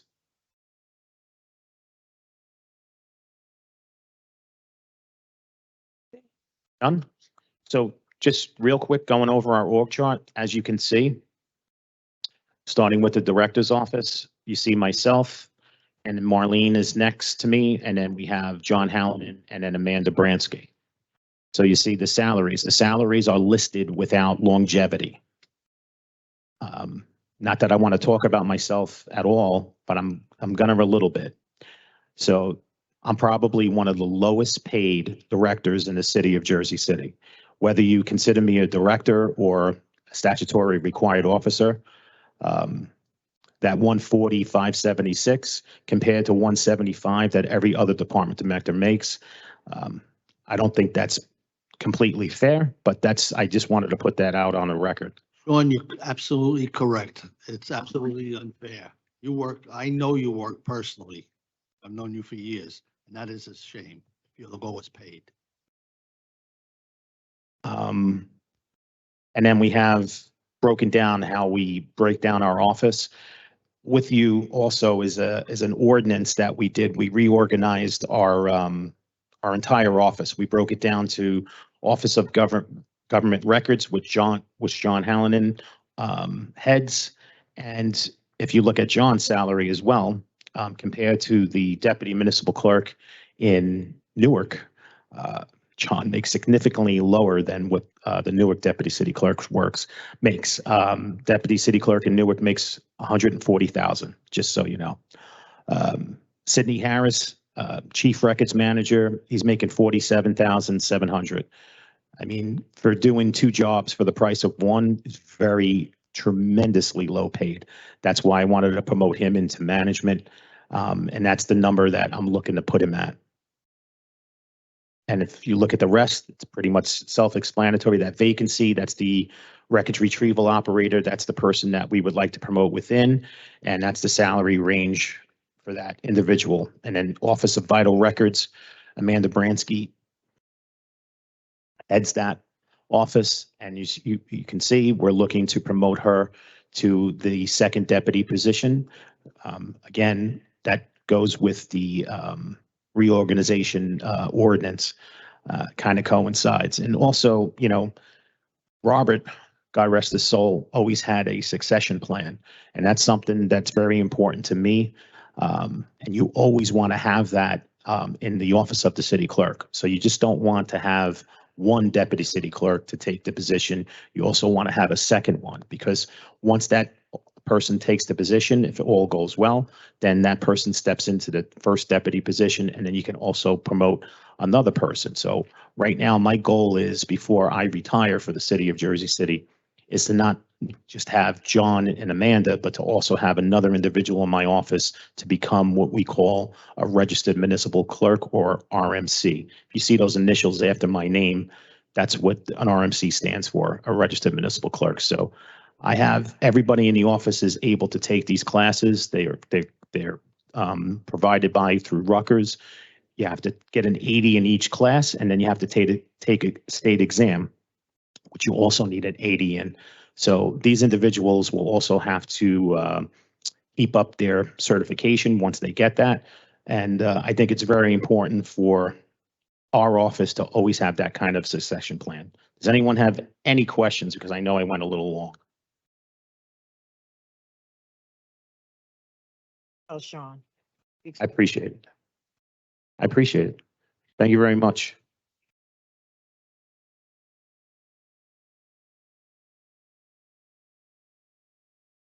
Decide to break. There's something that Councilman Boggiano just shared with me just to talk about, and this may be for City Council. I don't know if for this year, but possibly for next year's budget cycle. There is software that we've been looking at, that legislative software that may be able to have our offices run better and more efficiently. They can sort email and phone messages by buckets. We can create a whole host of subsets of ways to follow up with people, send email directly to like property management and proper departments, create different kind of mail distribution lists. The cost of the software, and we will be testing some out for free. There's a trial period, also working in concert with IT. I think it comes in around $30,000 annually, but I would have to check to see if that's for, there's two different companies that have contacted, I think, most of the city council. Right. Some, I forget, we were going to go into a trial, but then there was I had to send everything over to IT, and I had not heard back from them, because we also want to make sure that it's safe. right? So, but that's something that, that we may want to look into, as far as like updating software within our own offices. We talk about it with other departments, and I do think it's time for us to look at that. Is that something that we're all going to be able to take a look at to like view maybe the different companies that will be coming in to offers that same kind of demand? Okay, great. Oh, Sean, in that same, I guess, vein of updating systems, I know a while back we talked about changing the voting system during the meeting, like to a digital style, I guess, tap-in system. I don't know what to call it, but where are we with that? Is that something that we're still looking to do? So I think it starts up at the state level, then the county level, then it comes down to the municipal level. So right now, we're using the voting machines that we used last year just for early. No. We talking sorry. about for us, For us on the dais. on the dais. Oh, I apologize. See, I'm just in an You're election still mode. in election mode. Yeah, I'm still over. dreaming. We can just press a button. So yes, okay, so we can definitely look into doing some, if we're gonna do that, I'd like to do it in the beginning of the year. So if we want to move this forward, I would like to bring in the members of iCompass to give us a little crash course, because it's been a long time since we've even addressed that portion of it. Once we do that, then we will all be required to have a tablet. Besides the screens that you have in front of you, you would actually have a tablet. You'll be logged in to iCompass and you can cast your vote. I'll still be keeping the same notes that I keep just for my mental health, but I will also have a tablet as well to make sure that the vote is correctly marked. But we can definitely do that if you want to do that beginning of 2023. I would love to utilize that portion. 24. I did say John, 2023. I'm so sorry. 2024. We've made Denise vote first for 5 years, so we should get this in place for 2024, so it's all even. Okay, so what I'll do is I'll talk to our chief financial officer and also assistant business administrator and guru of iCompass, John Mercer, and we'll set something up for us so we can maybe even do a presentation in the chambers so we can like get a crash course. I'm going to need a refresher myself. There's some other things we want to address on iCompass as well. There's a whole thing where I feel like there's a drop off when a certain item doesn't make the agenda. And then if it's stuck in someone's queue and they approve it, and if it was set to a previous meeting, it goes on that meeting, even though the meeting has been adjourned, so we're gonna also correct that. So it automatically goes to the next meeting. It should never go to a meeting that's already been adjourned. It's just it's a crack in the system that I guess we didn't address. I was going to ask you about that because I got an approval for a resolution that exactly that thing. We actually already voted on them. So now It was meant to be a draft for Explorer, and then Explorer never got the names back. So yeah. So the one thing that we can do now to make sure we stay on top of it is whoever is putting the item into iCompass, it's their responsibility to follow through with that item. They can easily call my office and say, Sean, this item was set for May 24th. I didn't see it on the June 14th meeting. What happened to it? And then I can explain to the individual. I mean, even our fiscal officer, Danny here, there's many times where Department of Public Works, a lot of their items have to go through a long list of approvals. And then by the time it comes to the business administrator, who is the last approver, sometimes it doesn't make the meeting. So Danny is one of those individuals, and I'm not just saying it because he's sitting across from me, but he is one of those individuals that follows up on all of his items, and then he lets us know, and then we make sure that that item goes to that next available meeting. If the agenda is published, we're not going to bother the municipal council to try to add it on because we don't want to come across of late items. This is an item that actually was on time, but unfortunately, the approval process set it back. Any other questions with iCompass? Look forward to just pressing a button. And I look forward to working with all of you. I can't thank you enough for, and what a pleasure it's been being your municipal clerk for the last 3 years. I really, it means a lot to me, and you guys are all individual personalities, and I really adore each and every one of you. Even Denise?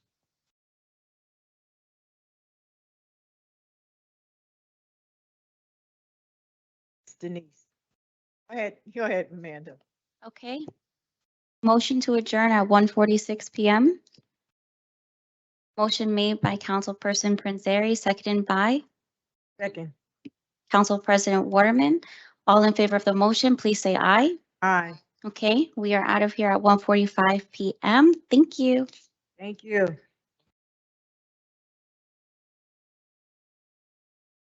I'm gonna say it, teamwork makes a dream work.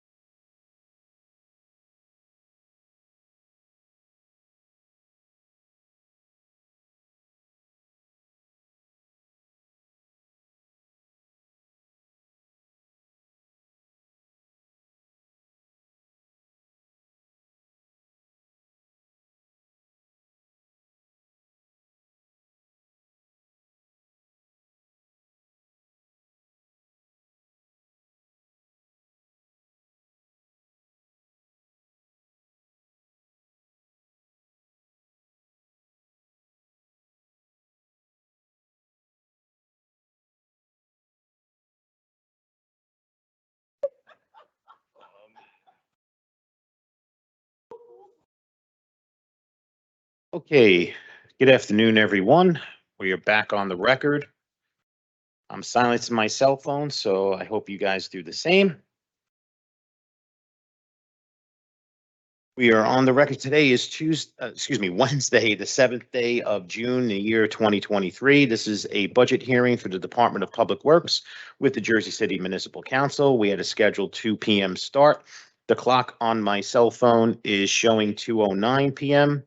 May we have a roll call for the commencement of this budget hearing? Councilperson Ridley. Here. Councilperson Prinzary. Councilperson Saleh. Here. And Council President Waterman. Here. Okay, we have 4 council members present at 2:09 p.m. In addition, at the time of its preparation, the notice of this meeting was similarly disseminated on Friday, May 26, 2023 at 3:10 p.m. and a reminder was sent out on Friday, June 2nd, 2023 at 4:33 p.m. to the mayor, municipal council, business administrator, corporation council, and local newspapers, so I can certify as a total compliance with the Sunshine Law. Council President, I'm going to turn it back over to you. Good afternoon.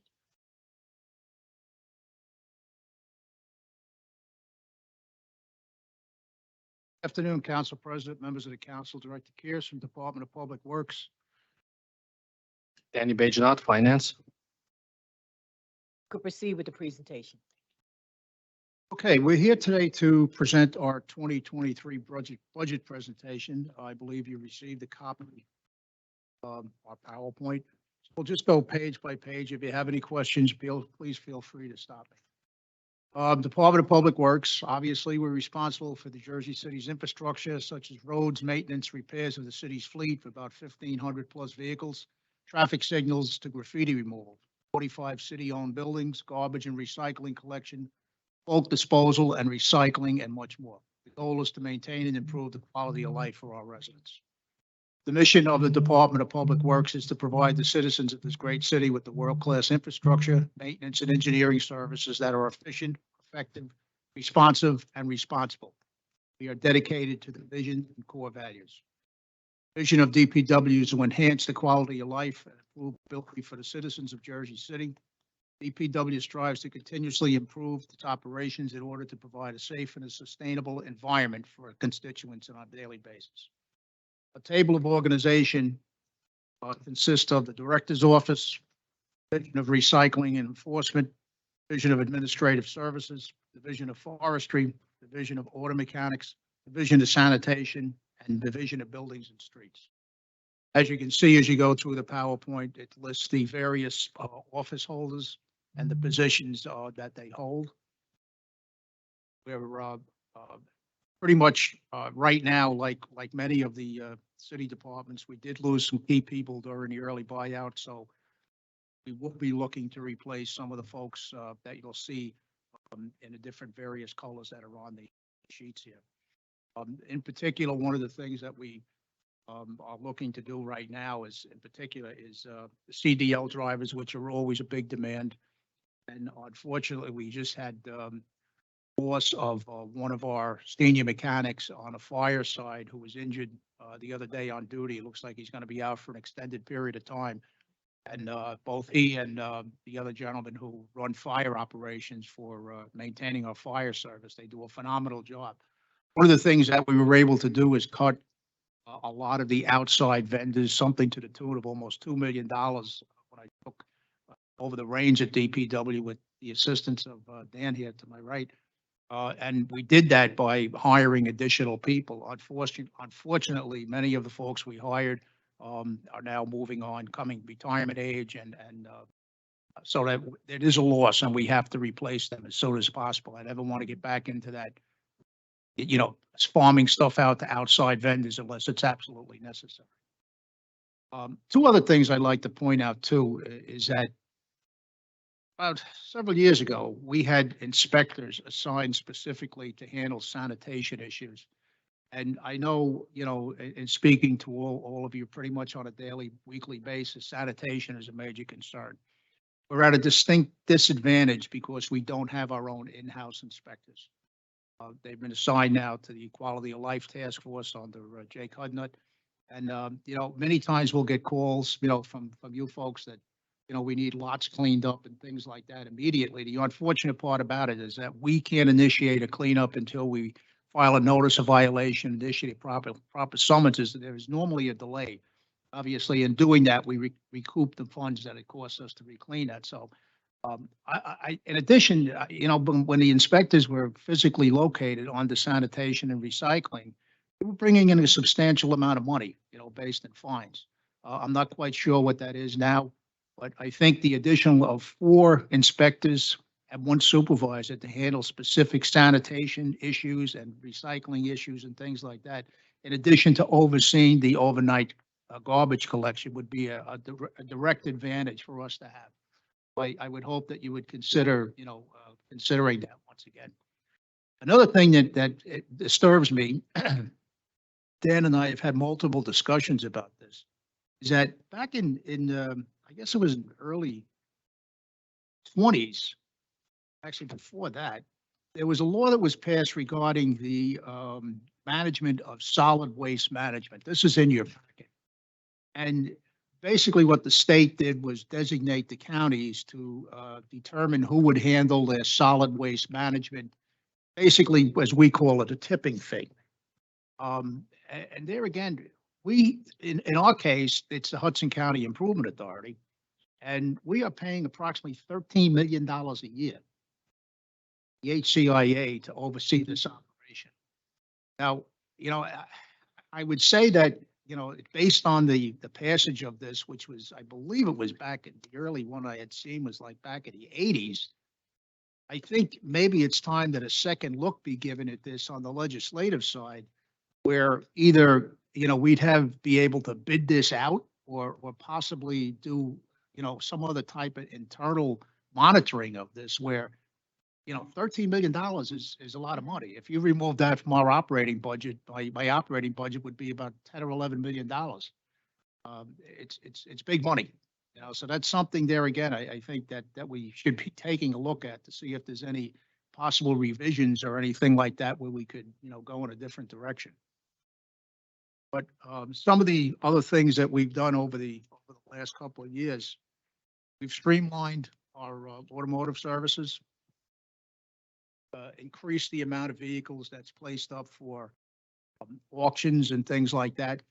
We've been working to, bring in the new car pound. The present vendor, I believe, is very, very soon will be looking to get out of the car pound business, and the city is in the process of we'll be taking that location, moving that to a new location down at 13th and Monmouth.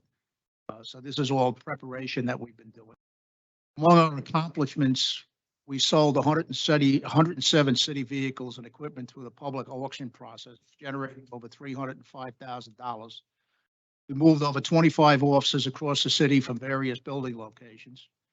We resurfaced the Annex 4 parking garage, added 34 additional Metro bins across Jersey City.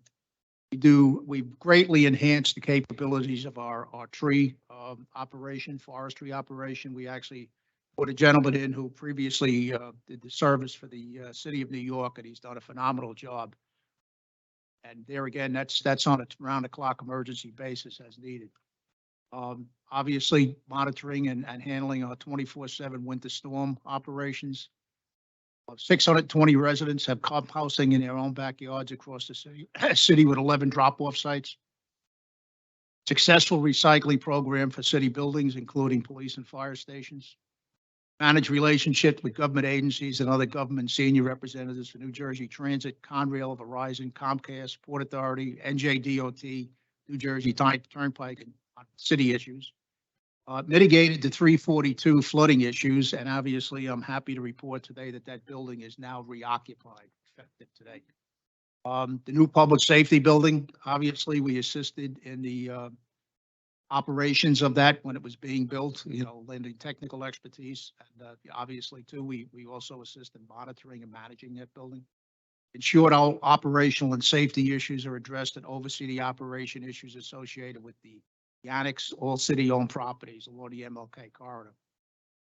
In 2022, the city received notification for PSE&G reference to the police department pistol range located in their property at the northern foot of West Side Avenue. This is our de-escalation center. And suffice to say, this created a number of issues related to training and semi-annual qualifications for the city's 1,000 police officers. Several locations were explored throughout the city, which potentially could be used for an outdoor range. However, for various reasons, none were acceptable. Myself and Director Shea of Public Safety met with Mayor Fulop to discuss the feasibility of utilizing storage facility located at the DPW campus to construct an indoor pistol range training facility. Based on the lack of suitable pistol ranges in Hudson County, increased mandated training for police and firefighters, Mayor Fulop approved the plan and designated myself as the project manager. Kickoff of the project was August of 2022, starting demolition of the second floor to accommodate the size requirements associated with the range. The entire 32,000 square foot facility is being constructed to provide two 10-port pistol ranges, providing for qualification capabilities for regular and tactical training. And in speaking to Director Shea, our plan is to do 24/7 training there, which will greatly diminish the time it takes to train our officers. Multi-purpose training room for both police and fire. De-escalation, non-lethal tactical training location. Firearm simulator training room and active shooter training. Key component of the state-of-the-art facility is the ability to provide mandatory de-escalation training to law enforcement officers, which is designed to help individuals learn how to effectively manage and respond to difficult situations. Goal of this type of training is to help individuals learn how to defuse tense situations while also maintaining their own safety and the safety of others. As this facility is the only one of its type in the region, plans include offering use to surrounding law enforcement agents for an annual fee, creating an additional source of revenue for the city. And our anticipated opening date is January 2024. DPW's comprehensive $13 million vehicle replacement plan, despite supply chain issues, has been well underway with 44 new vehicles and equipment, plus the addition of 5 EV garbage trucks so far this year. This has updated our fleet and eliminated the older vehicles, which were costly for the city to maintain, and in turn, reducing downtime while helping DPW to complete its work more efficiently. 2022, we expanded our tow truck operations from 16 hours, 5 days a week to 24 hours.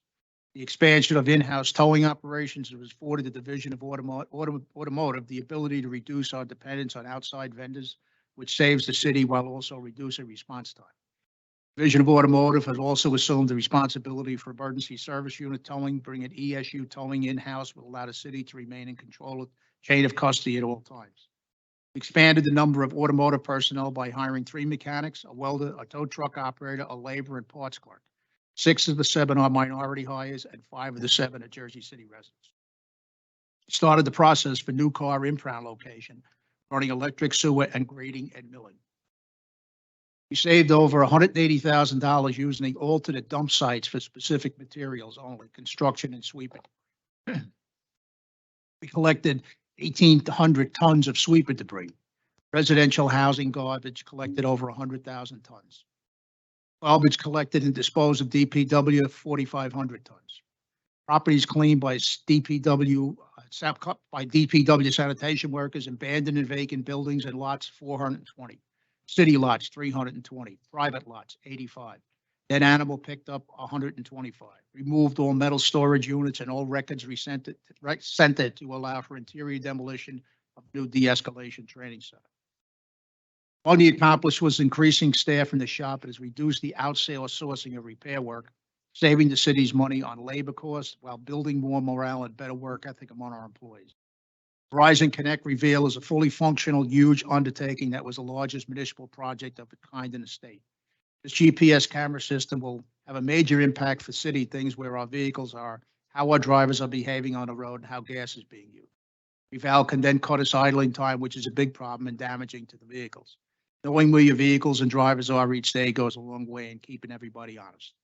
It helps us see where the opportunity to improve routing, especially in emergencies, vehicle data reports, and keeps us abreast of issues in the vehicle diagnostics, so problems won't become major.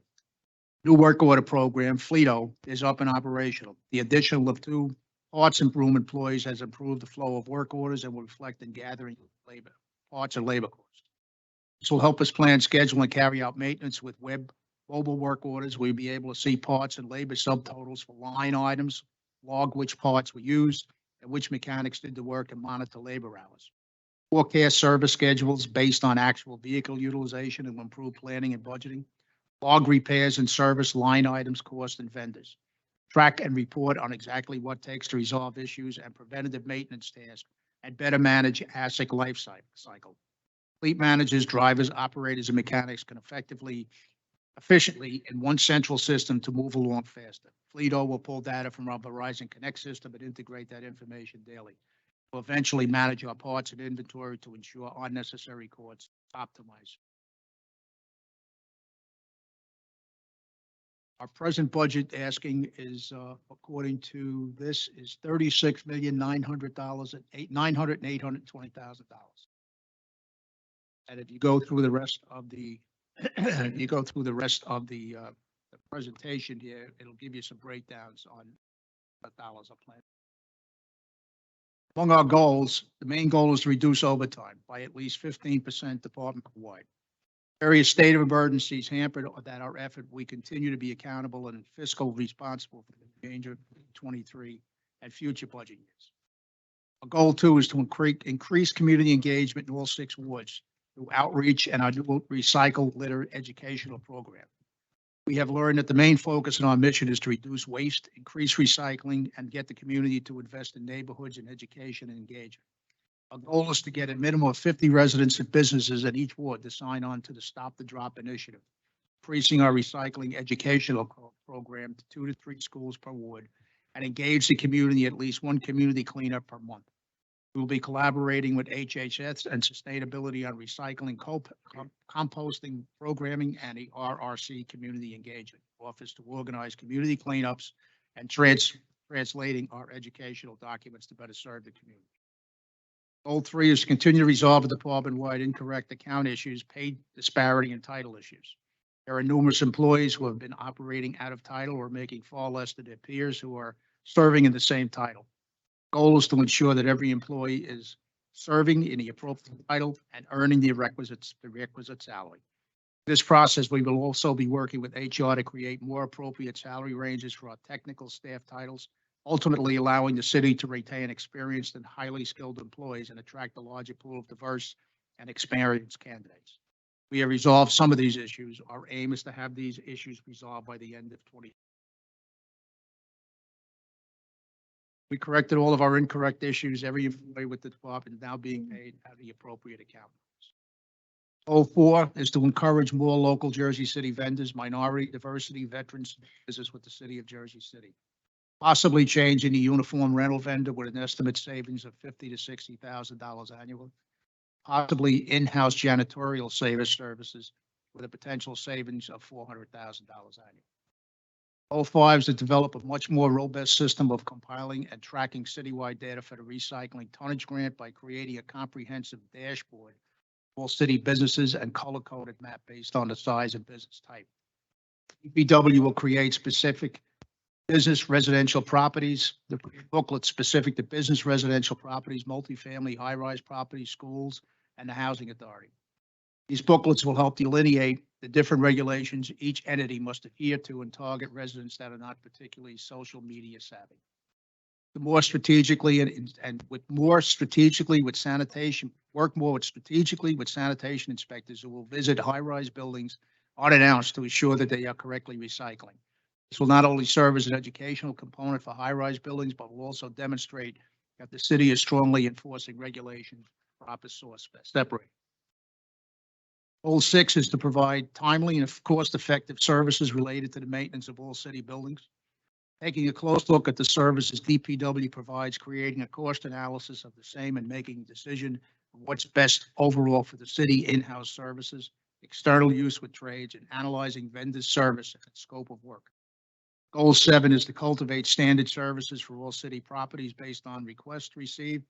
This will help understand what needs are preventive maintenance and what requires infrastructural needs.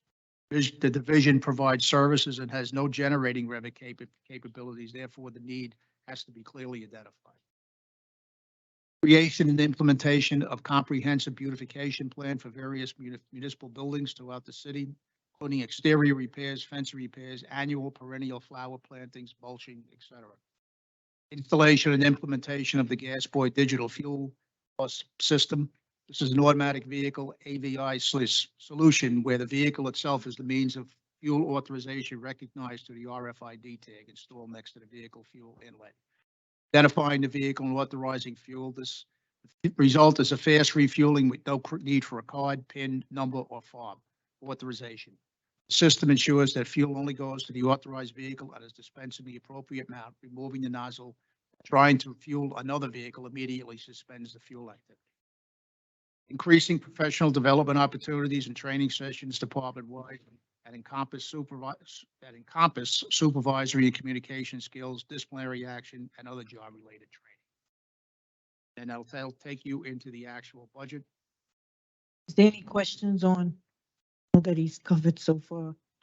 Sorry. Go ahead. Who sets the, wait, sorry.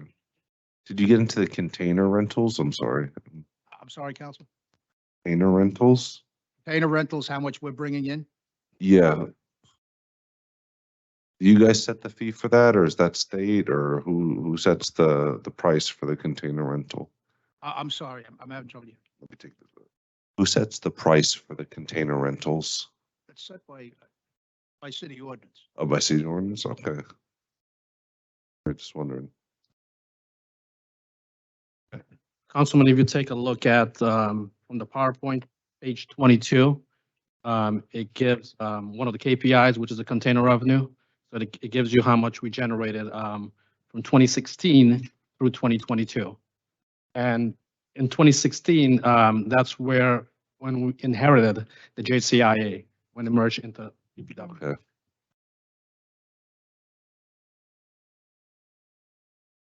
And as you go towards the back of the presentation, you'll see the individual breakdowns.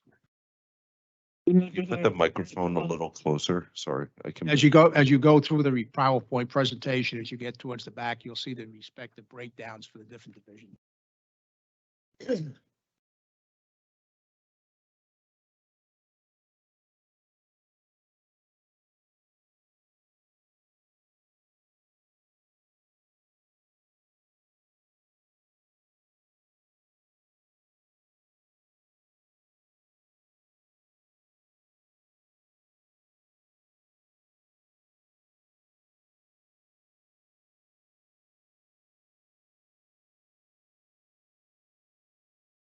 Any of the council have any questions?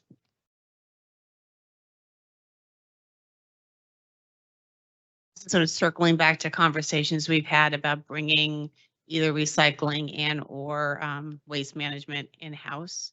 I know we had talked about it a couple of times. There have been a couple of different analysis, and the initial information was that it was very expensive outlay, but we would save money over time. And then we were going to do the recycling pilot. Is there any new conversation about that? Well, there again, we're talking about the overall pickup. Yeah. We inherited that account. Obviously, it was that contract that was through the JCIA. I believe we have other years, Danny, if I'm. Yeah. Yeah, I mean, I think the big problem, Councilwoman, is the availability of other vendors who are capable of handling this. There's always room for improvements. I know I speak to, most of you fairly frequently, and a lot of the concerns are based on trash pickup. We are, we tightened up our operation where we have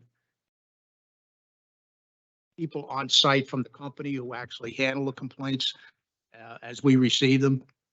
And it goes back to what I said earlier. I think the importance of us having some type of an enforcement where we can actually have inspectors out there, ensuring that not only the trash folks, pickup folks are doing what they're supposed to be doing, but also the residents are doing what they're supposed to be doing, not commingling with recyclables and things like that. It's a struggle, suffice to say, and obviously you're well aware of it because you get the initial complaints. But I think moving forward, we're better than we were, but we're not there yet. And also too, maybe we can have a separate conversation about this, but one of the other issues we have sort of specific to my side of the city is the commercial streets that are residential up top. So you have inconsistent service, not only with regional, but I think sometimes of private haulers. And then we have to call a packer in to pick up. So I just like having to pay twice essentially our workers and then, you know, for these contracts. So, Duplication. yeah. So maybe like we can have a separate conversation about how we can better service the residents and help our. We too. also get a lot of requests for additional trash receptacles. The problem with that, what we've seen is a lot of the folks use them to deposit their home garbage. Right. I actually had a resident who asked for them on Bergen Avenue and then it made the problem worse. Yep. And they asked to have them moved. It's a double-edged sword. The more we put out, unfortunately, it allows more people to use them for home garbage as opposed to what it's supposed to be used for. Is there any way to put like the trash cans that are, you know, you have to swing them open, that you can't put your personal trash in there, like, because I see that in other areas, but we have the ones where it's like a wide open gaping hole and, you know, you could put your mattress in there, for goodness sake. I don't, you know, I'm exaggerating this slightly, but like, can we upgrade the actual design of the trash can to sort of, I know you can't prevent everything, you know, like people are going to put it to the side, right? They're going to do all sorts of stuff, but can we get better trash cans citywide and just roll them out? It doesn't have to be 1 year, like it could be a multi-year process to get better trash cans that prevent people from stuffing. You can actually limit the size of the trash that you're looking. Yeah, it's something we can definitely look at, Councilman. That'd be greatly appreciated.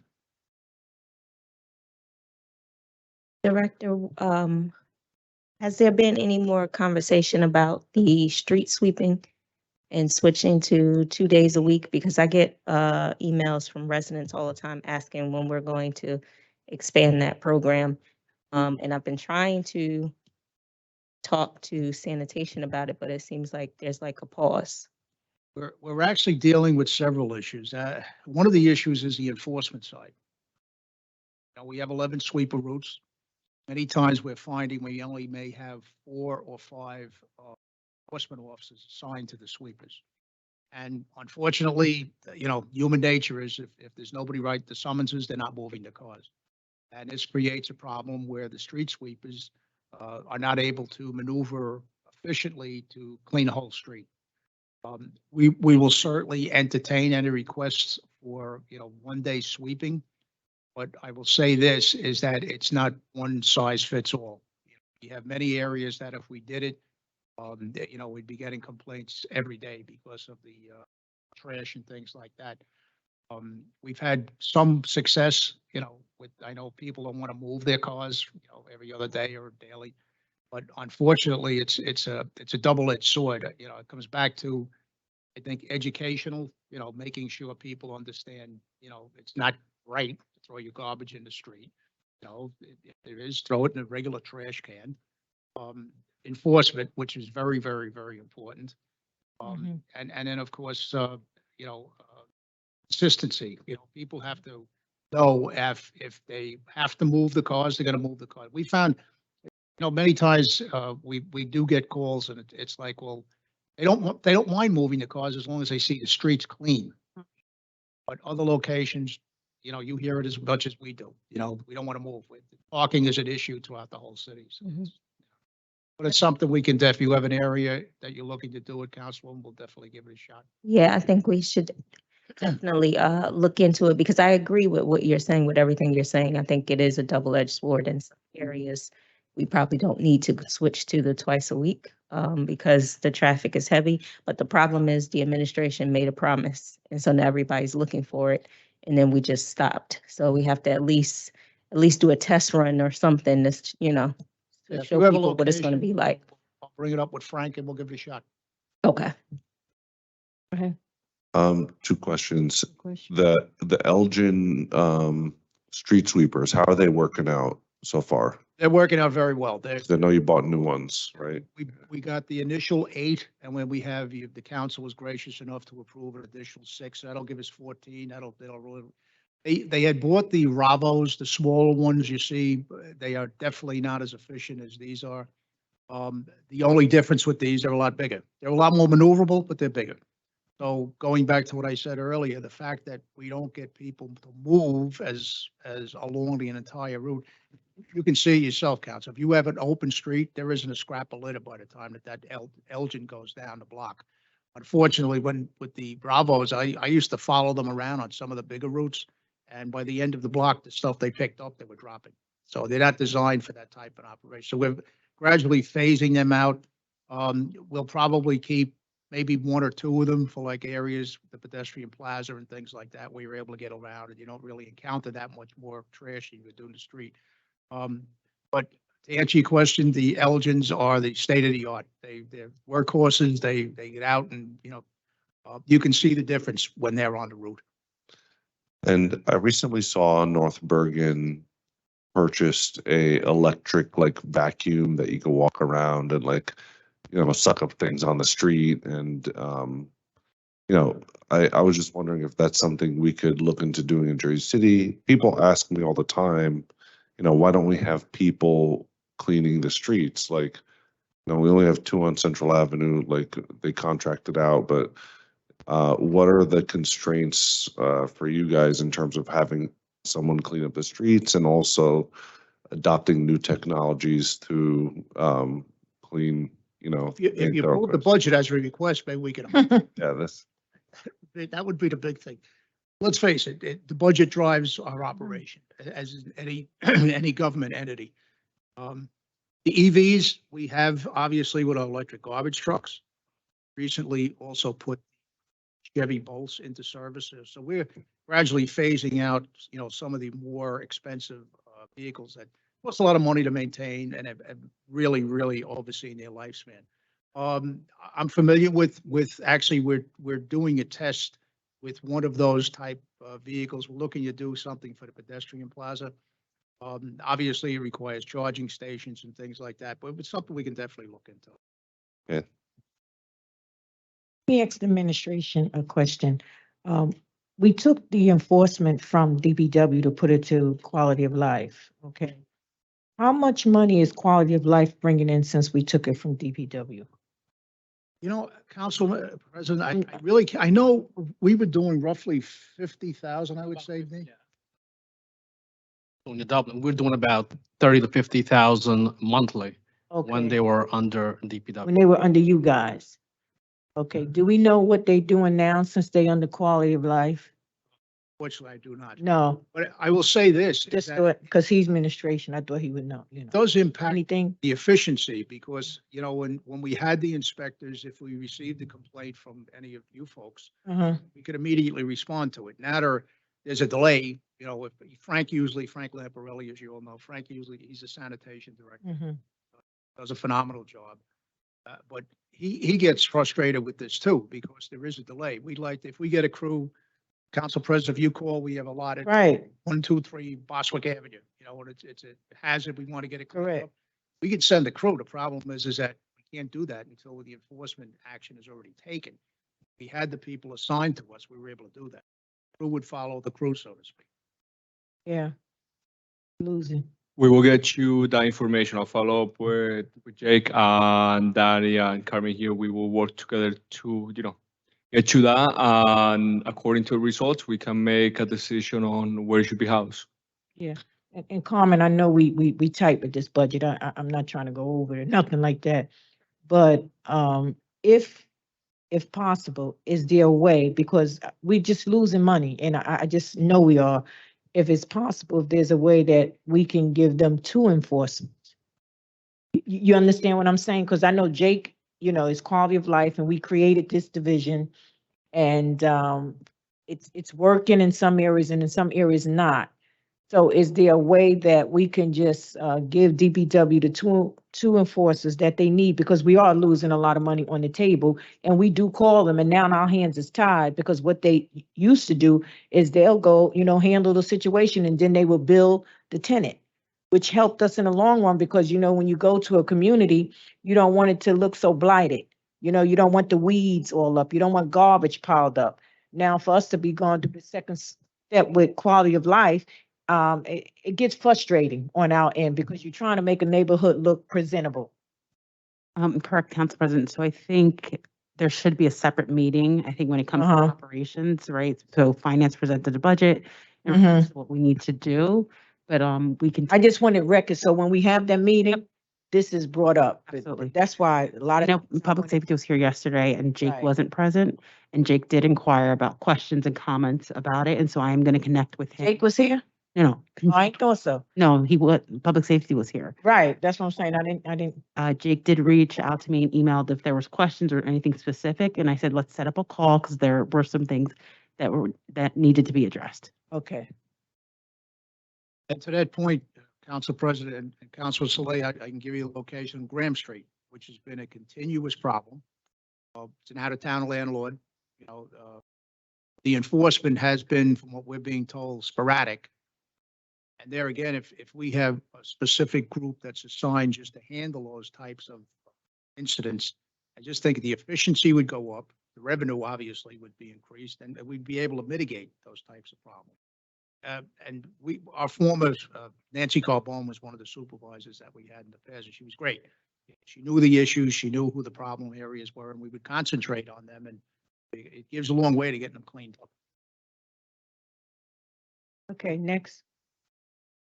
Question? We have a list of all the, not list, like a map of all the trash cans that are in Jersey City, or are they available? Frank, I'm quite sure we have locations. Because I was gonna do a trash can audit and just see, hey, do we really need all the, because some people want them in certain locations, but I'm like, I want to make sure we're putting them in a smart place, not just like any place. That's what I mentioned earlier. The problem that we've had with them is that we get requests for additional trash receptacles citywide. But the problem is if you put them on the main drags, that's really where you want them, so to speak, the business community, because that's where you're generating most of your trash issues. But if you put them on some of the smaller streets, it turns into, as I say, a depository for home waste, you know, the problem. I'll speak to Frank and see if there are some type of receptacles that would prevent that. You know, as we go through this system of replacing or upgrading them, that's what we'll do.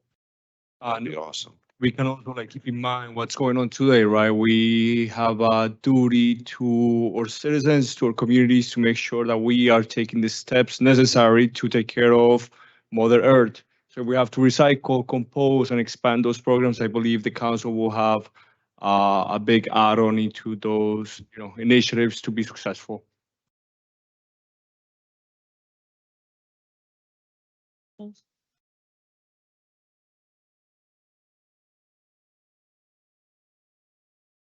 Or anything else to the presentation? That's it. Councilman, any other questions? We'll be happy to. Questions on it? I do just one question. Is there any things we can do to reduce our tipping fee? In less trash, anything? Because I mean, it's sort of the biggest line item in the budget, and I think it's. We actually discussed that earlier, Council. You know, this is legislation that was passed back in the 80s. It's roughly $13 million. You know, as I say, out of our operating budget, if that was a part of it, would be out of $10 or $11 million. I guess at the time, the state had designated or instructed the counties to come up with a plan as to who would oversee it. In Hudson County, it's the Hudson County Improvement Authority, but it's very, very expensive. And at this day and age, I think there's probably maybe alternatives or something that we could go for competitive bidding or something of that nature, because it's a huge chunk of change. It really is. And Dan and I talk about this all the time. I mean, our operating budget would be $10-11 million as opposed to what it is. But I think based on the legislation, Councilman, it would take the state legislators to engage with that, and quite sure it not only impacts us, it would impact all of the 21 counties. But we're open to any discussion on it, believe me. Question? Motion. It's good. Okay, we have a motion to adjourn at 2:48 PM by Councilperson Saleh. May I have a second? Second by Councilperson Ridley. On the motion to adjourn at 2:48 PM, all council members present by acclamation, please say aye. Aye. We are out of here at 2:48 PM. Thank you very much for everyone here and everyone watching at home. And remember, teamwork makes the dream work. Please, everyone, stay safe out there. Have a great day. Good.